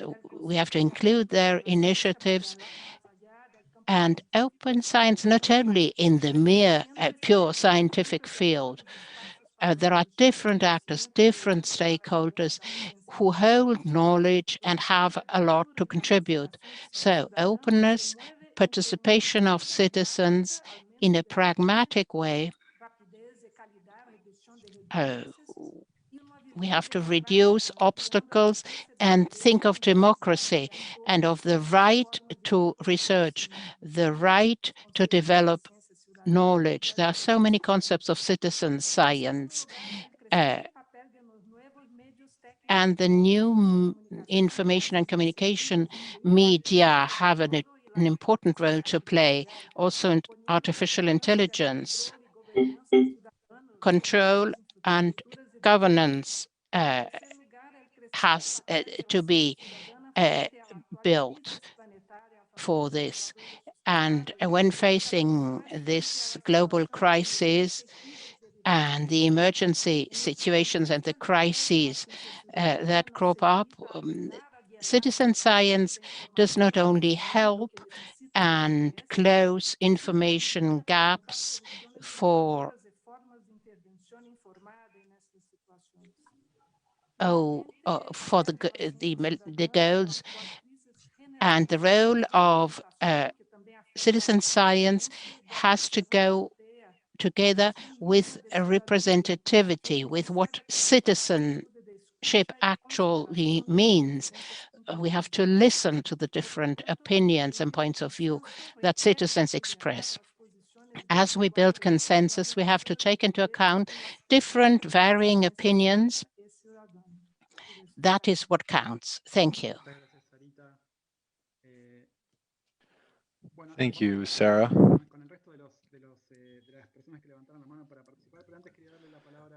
I want to now give the floor to Manuel Tirani, who is a researcher in citizen science from Chile. Manuel, you have the floor. Thank you for inviting me to participate. I would like to say that in my institution, we're working on a project of citizen science and working with indigenous peoples in different communities and trying to include their projects in that initiative. When thinking of open science, we not only need to think of its access, the openness of its access, but how we draw the lines or redraw the lines that separate science and politics, and how we relate to the communities with whom we work. We need to become a part of the processes, including the problems that the communities go through, including climate crises, racism, and other issues. Furthermore, when taking into account what we call the other knowledge systems, we have to stop talking about those communities, those knowledge systems, as if they were different or others, because there is a dominant knowledge system. And that will enable us, if we treat these matters with more equality, we will be able to truly open science. Thank you. Hubo una confusión con el programa. Thank you, Manuel. You weren't on the original program. I'm sorry about that, but I think we managed to solve that. We would now like to give the floor to participants in the room. Edgar Prieto, and then Kimba is our next speaker. But Edgar Prieto, first of all, you have the floor.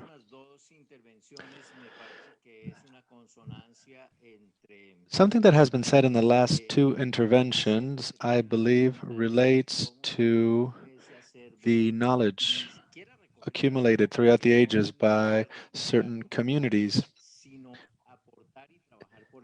And we need to understand all of that knowledge, not just register it, but work with those systems and with those pools of knowledge and fully incorporate those communities. But there is the matter of registration. We have technology to do that, and we can have those systems, those knowledge systems, and we can incorporate with with existing technology.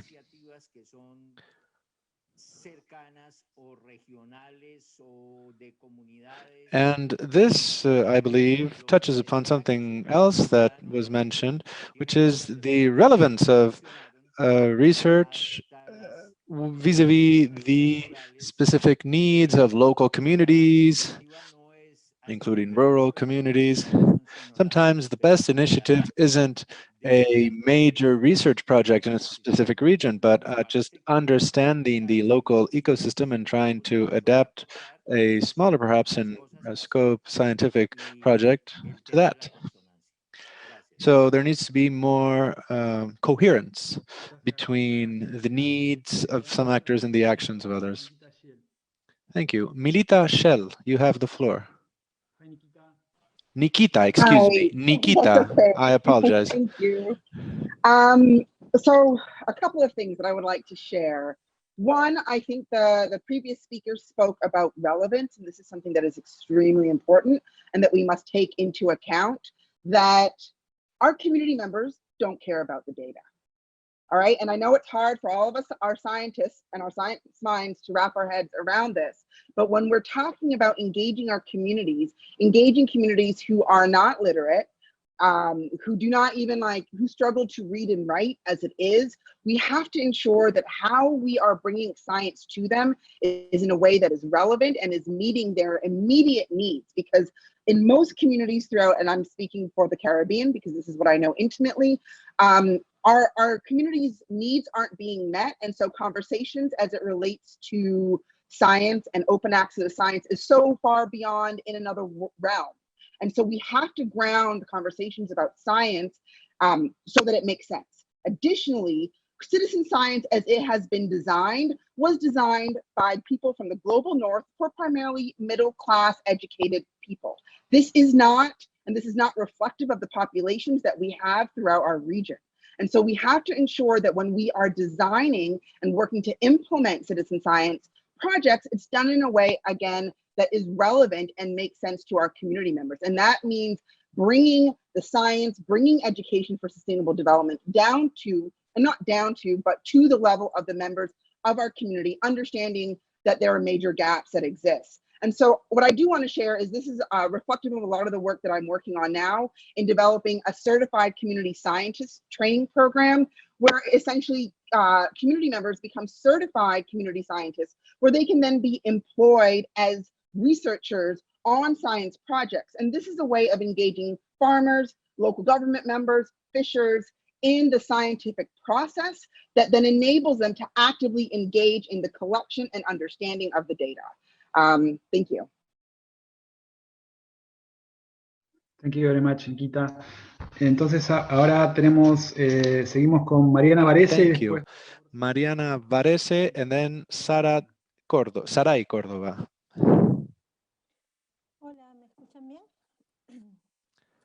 Can you hear me? Hello? My name is Mariana Varese, and I represent the network of citizens for the Amazon. I don't want to repeat things that other speakers have said already, but I would like to state how citizen science, understood as a public participation in science and knowledge, is something that has been happening for a long time. Maybe the name is new, but the practice is quite old. However, barely 6 of the more than 1,000 responses to that survey came from people who claimed to practice or carry out citizen science.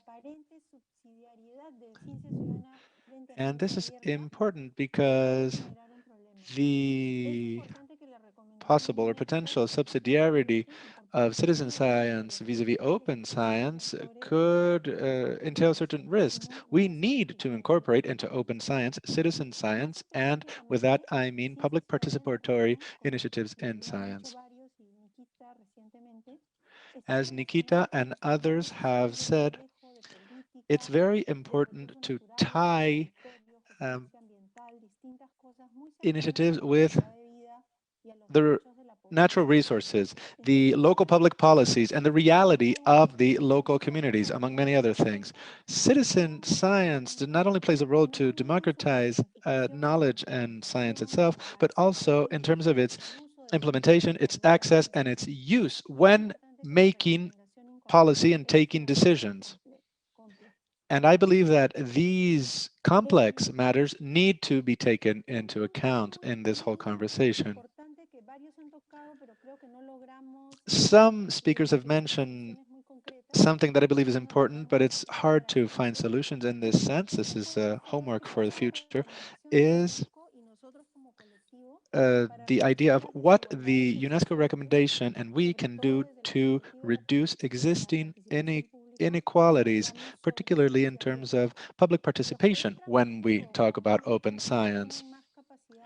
If you enter the game with more resources, it will be easier for you to benefit more and reduce the risks entailed in open science.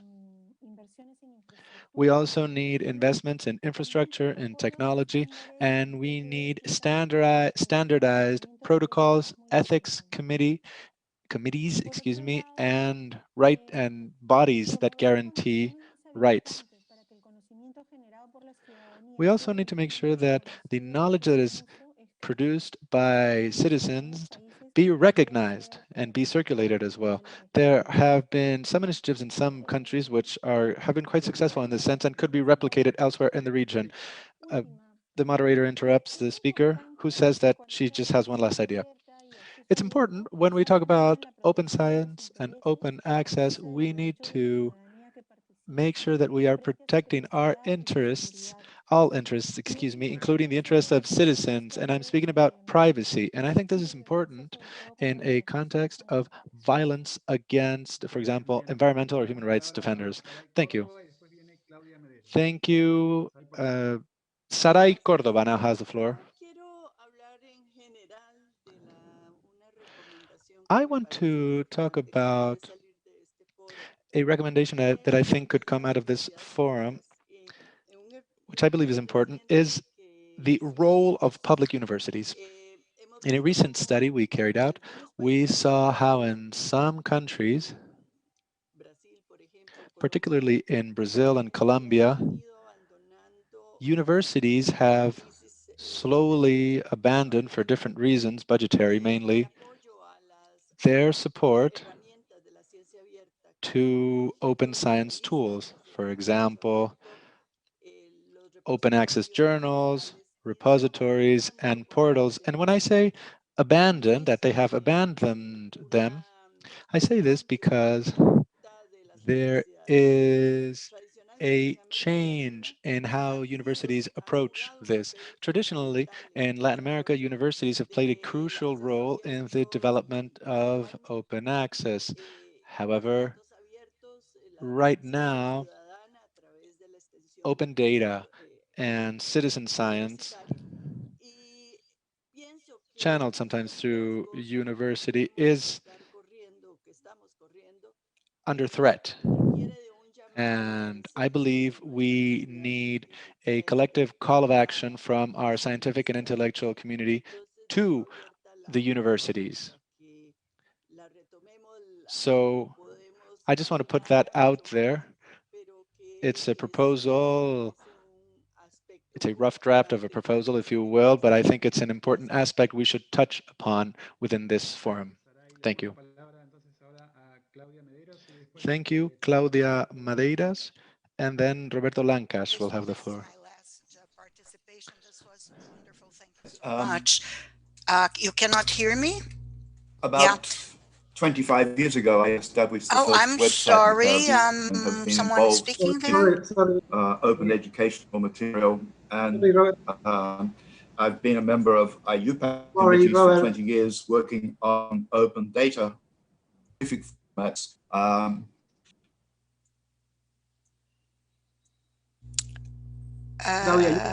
Yeah, so just to continue, as I said before, I work with data, and I've had projects in citizen science, and I just like to point out that one very good example of citizen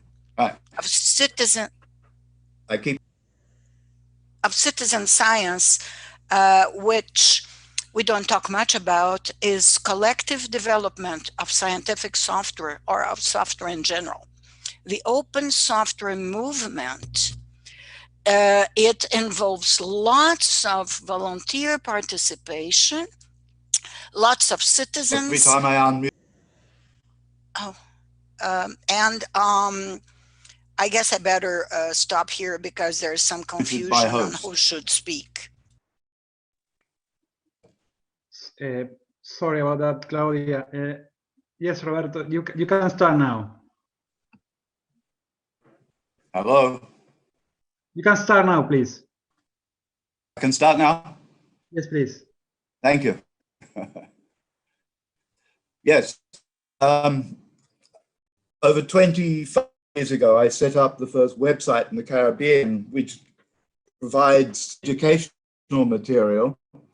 About 20 years ago, I joined up with IUPAC and have been working on data formats for scientific instruments and put together the first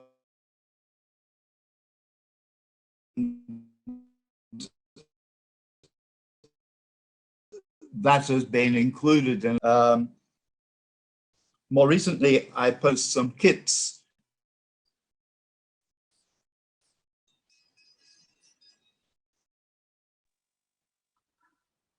No se escucha, ¿no? Sorry, Robert, you are having some problems in connection. So, Mariano, si podés mover al siguiente. No. We're going to move to the next speaker because we cannot hear Robert. Winston Melkovitz has the floor. Winston, you have the floor. Winston has the floor. Okay. All right. Thank you for unmuting me. I'll just speak briefly then on our capacity, our 3 recommendations. That is capacity building in our key areas in terms of establishing a core working group in our part of the world, UNESCO, CAS, CARIScience, CARICOM. And also on open science, you have product design and development in our region led by UNESCO in collaboration with us. And also development of our citizens awareness program. In other words, we have to create more opportunities to attract young people to science, like the tech work programs, opening and expanding our science centers in the region, such as Nair in Trinidad and Tobago. You have to look at our technology parks, engaging our universities, our region universities. And also you have to encourage our youth designed and led virtual conferences and seminars through our university clubs, etc. All of this is part of the popularization of science. And also work on having open days and national and international days to promote science, like the World Science Day. We also need to feature the work of our young scientists and expand on the ideas of these awards that we give to our young people. And therefore, we think it's necessary that we should establish some kind of core team and also selected private sector. And we can then implement some of the ideas that you heard that that UNESCO has for us. So therefore, we need to link to promoting opportunities of research and development and dissemination of knowledge. And we need to have then some kind of newsletter that can be about the whole Caribbean, in addition to the open market, right? And the recommendation that we talk about raising the level of scientific consciousness in our region, we have to define our shared values and principles for open science and identify concrete measures on open access and open data. The proposal to bring citizens close to the science. We have a commitment to facilitating production and dissemination of scientific knowledge around the world. And the recommendation out of this meeting, therefore, should be developed through a regionally balanced, multi-stakeholder, inclusive, and transparent consultation process as we're having today. For it is very essential for bridging the scientific policy society interface for the achievement of sustainable development. All I'm saying here is that popularization of science is very, very important, because a lot of our people have some ideas with science that science is too hard, they can't do it. And therefore, when we talk about the academic level, you have the people on the ground, we call it informal science. They also need to be educated. You also have to have some kind of education for our young people as well. And I think this is very, very important for all of us to see what we can do. Thank you very much, sir. Thank you very much, Wisdom.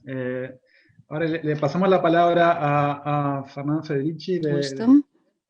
Now, our friend from Chile has the floor, and then Ulises Fernandez. Thank you. Thank you very much for giving me the opportunity to speak to you. I'd like to go back to what Julieta has said about the role of free technologies in open science, not only in terms of hardware, but in other types of technology as well, that enables better access to technology and the dissemination of the knowledge. In addition, an industrial development are already open, both in terms of tools or to conduct PCR tests. Many of those methodologies are in open access, are freely available. So we do have access to that knowledge. However, we don't have access to technologies which could have been deployed in every region and every country for that to respond effectively. That means that we need structures and policies which foster the open access to technologies, to make those technologies freely available. How can we make technologies free? How can we make technologies available? That goes in favor of open science. Open science is a must, of course, but yet again, we need policies in order to foster that technological development in every country and region to overcome their own technological challenges. I speak as an academic. To promote technological transfer, we could involve more citizens, and technology transfer should be something assessed in academic careers as the number of patents, for instance. So I hope that will be something done in the future. Thank you. Thank you very much. It's always a pleasure to hear you.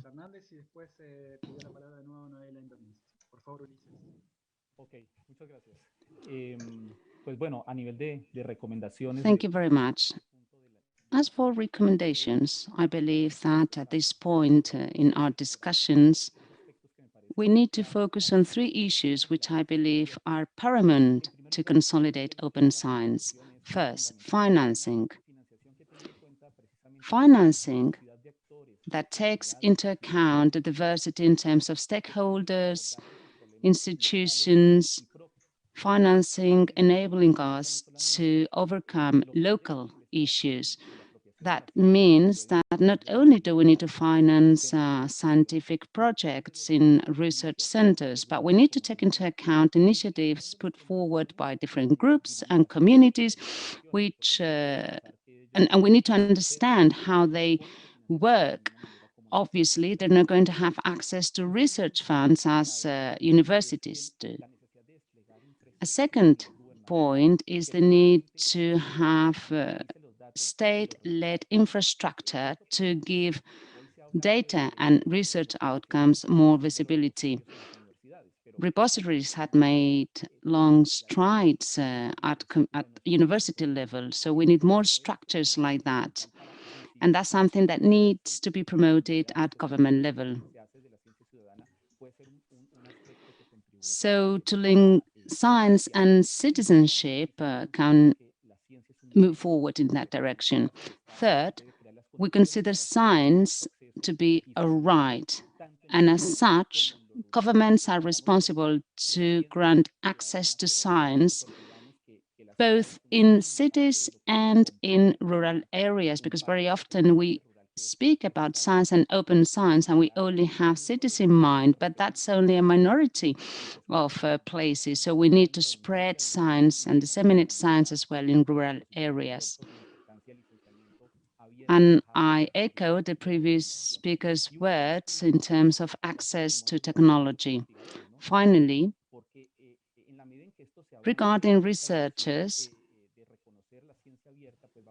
open science needs to be recognized and acknowledged, and that means that researchers are going to work in networks with different communities.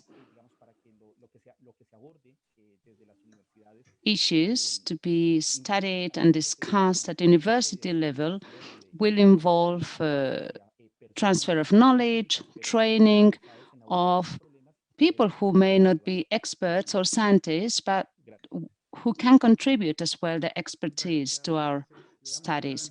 Thank you very much, Ulysses. Next, Noelle Vamisi, and finally, Abel Parker will close the speakers list. I'd just like to make a couple of remarks. Given the ambiguity which has already been pointed out by previous speakers about science and citizenship, and given the broad range of issues included in this area, I think we need to establish a common definition. Making a but very that definition general or cannot just rhetorical be definition. So I think that rhetorical in or some too way we would have to broad. work in We a need to definition that work would on a also definition which be include based in a programs program which that would include different integrate dimensions of citizen science citizen science in a a realistic manner. way. Because People those who who have have already worked on worked this in know this that there are field difficulties are very aware from that the point not of view of only funding, financing is and an there issue are or epistemological epistemological contradictions and so questions on, are but an there's issue. also a lot of There's resistance also against a certain the reluctance to products in citizen accept science from the point of citizen view of more science established science. from So we well-established we are scientists, always so to in a speak. dialogue with So we the need to establish a phantom dialogue of with citizen established science, science. and we have to take In into account private citizen science as science well. work Citizen with science work the on major byproducts issues of such as established pollution, science, like pollution public and health, limitations to people's independence and so on. So I'd like to so I'd draw like attention to to this point, how stress to build that this whichever common definition of open science of we come up with needs to science, a role involve for citizen science that citizen actually allows science for based the on incorporation of realistic this in a realistic practices manner, and and not just because down-to-earth of the ambiguity practices. of All the more concepts. so This given the remains too generic. And another ambiguity point of that I this would like notion. to make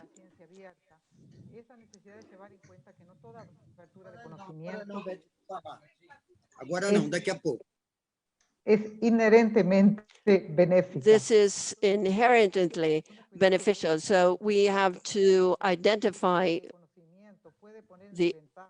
that the openness of knowledge may put at risk women in some societies or people in non-democratic societies that can be at risk because of their political positions and so on. So here we have to bring together the definition and the approach of open science and the ethical rules of research that protect these people. So this was a point that was raised partly during today's discussion, and it seems to me that we also have to take this into account. Your comments have been very pertinent. Thank you very much. We now give the floor to Abel Parker, and then we go to the closing session, Mariano.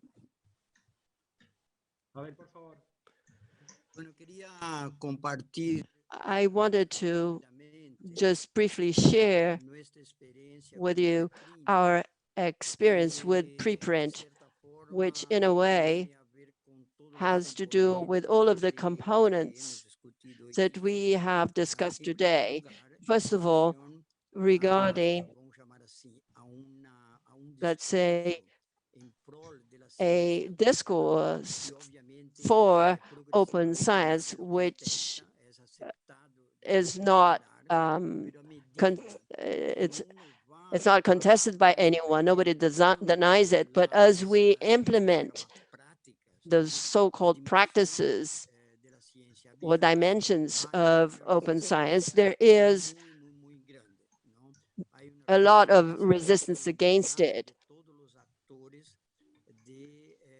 There is a resistance of all of the actors of, say, scientific production. And as we know, and this became clear today, the progress of open science calls for the intervention, leadership of all actors in all instances of science. It's not an action in isolation, or I mean, although individual projects do make a contribution, but the progress has to be made as a whole. And we understand, for instance, that in each of the progresses of the dimensions of open science that were discussed here today, this means a new statement of science. It's not breaking away with science. On the contrary, but at the same time, it accounts for a major disruption, and there are many elements for this. And one of them was what was stressed by Bianca today, which was this bottleneck in the research investigation evaluation system. All of the research produced today is made based on an evaluation system. So if this evaluation system were able to adopt practices of open science, this would be the strongest power for making open science progress. And this is what we have tried to do. Muito grande nesse sentido. E a outra questão que o preprint nos ha demonstrado, e nós outros temos Further issue that has been shown by preprints and our automatic peer review system is that we reject 40% of manuscript that we receive. That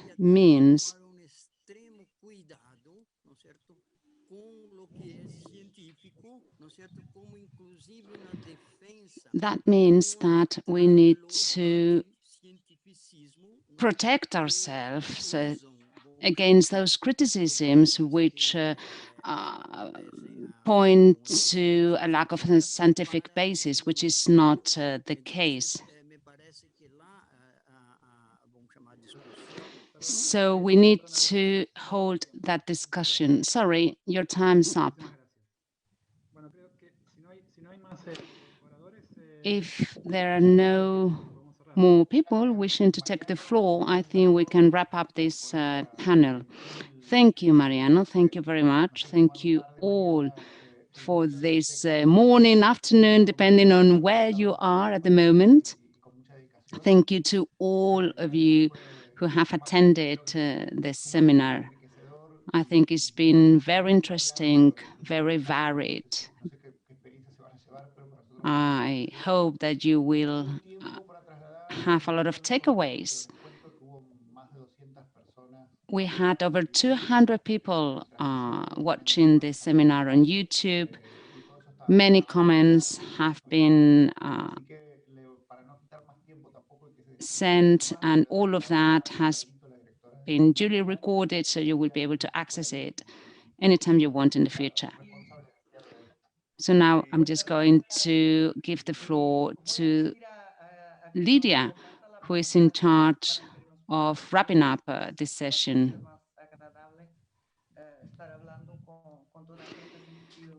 Thank you very much, and thank you. I'm going to ask all of you to switch on the camera because it's far more pleasant to talk to faces instead of seeing black screens. So before closing down this meeting, I'd like to ask Fernanda if she wishes to take the floor in case she wants to say something. As the advisory committee is going to be there supporting all the work you've already done. Fernanda, would you like to take the floor? Thank you, Lydia. I've taken down so many notes. Regarding the draft recommendation, which is going to be circulated very soon, includes many of the ideas, all the ideas that have been put forward during our discussions. As for the advisory committee, I think we must take good note of the necessary balance among all elements pertaining open science, and also to highlight the value of science as a driver for democracy. Valeria already said that we need to gain trust in science, and open science need to involve citizens and establish good practices. That's something we need to work on. Also, I found very interesting comments on existing knowledge and community knowledge. In Latin America,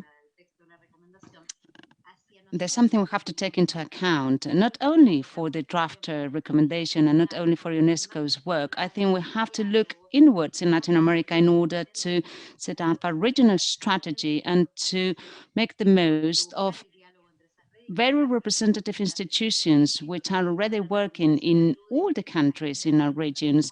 So we should create a platform, an open dialogue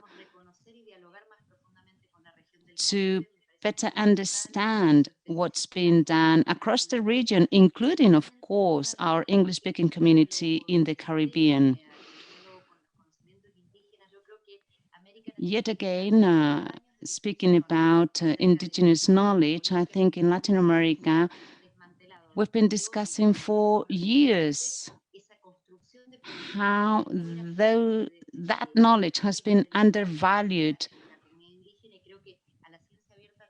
and a lack of respect or an attitude that has been somewhat patronizing from certain high academic circles towards indigenous knowledge. So I think that's been very interesting to hear as well.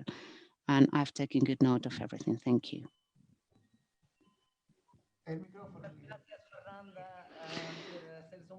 Thank you, Fernanda, for this summary.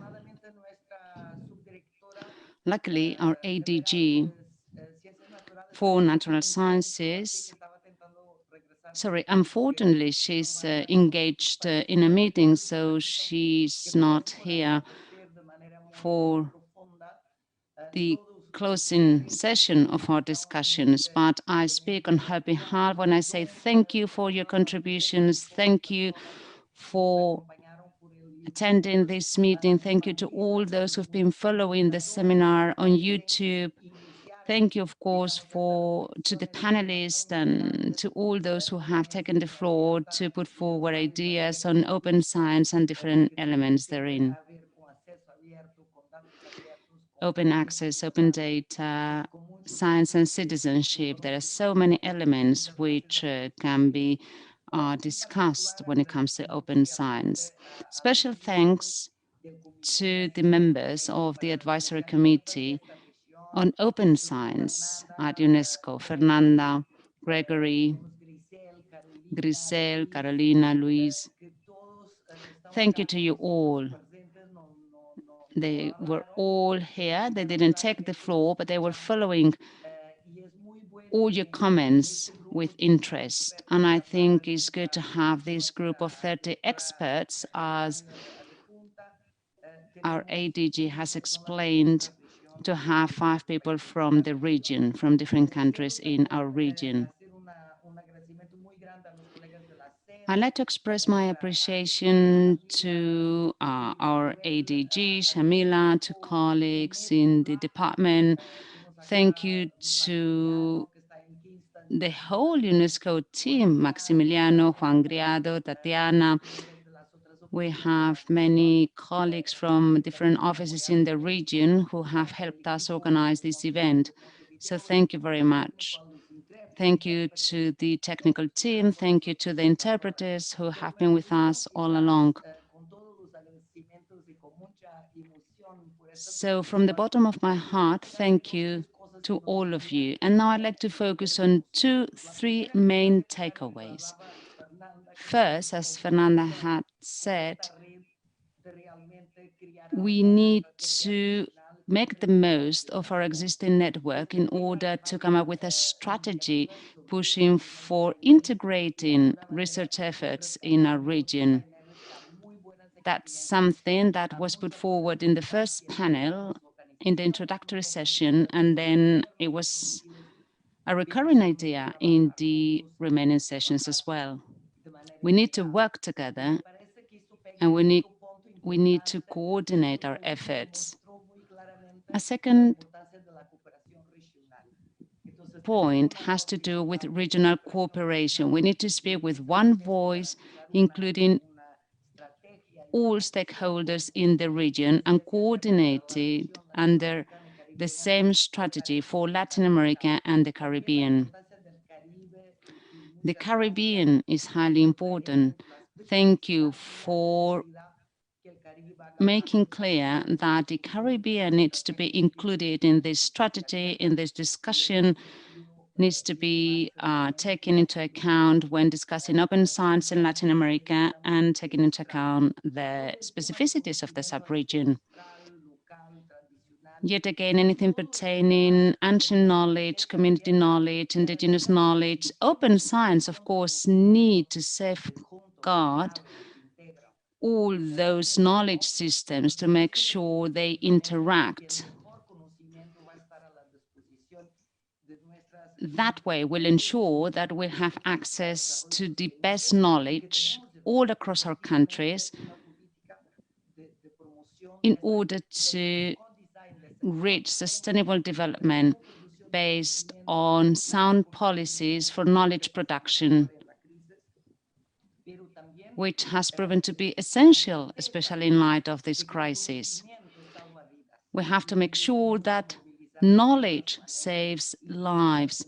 We have to stress that over and over again. In this office, we work very hard to promote the right to science. Needless to say, open science ensures the right to science. We have to protect that right to make sure it is observed. And not only do we need to ensure the right to science, but the right to scientific education and the right to profit from the benefits of science. We need to promote a scientific culture, and that's something we all need to work on together with different research centers, partners, with all stakeholders, of course. Yet again, we go back to this network of stakeholders, each contributing their own work, their own inputs, and making sure that the network accurately reflects the diversity of everyone involved in this endeavor. Finally, the interface between science and policy is crucial. That's something that's been discussed already, and yet again, it's another area we are very much involved in. We want to strengthen the link between policies and science and society as well. Dear friends, dear colleagues, dear experts, ADG,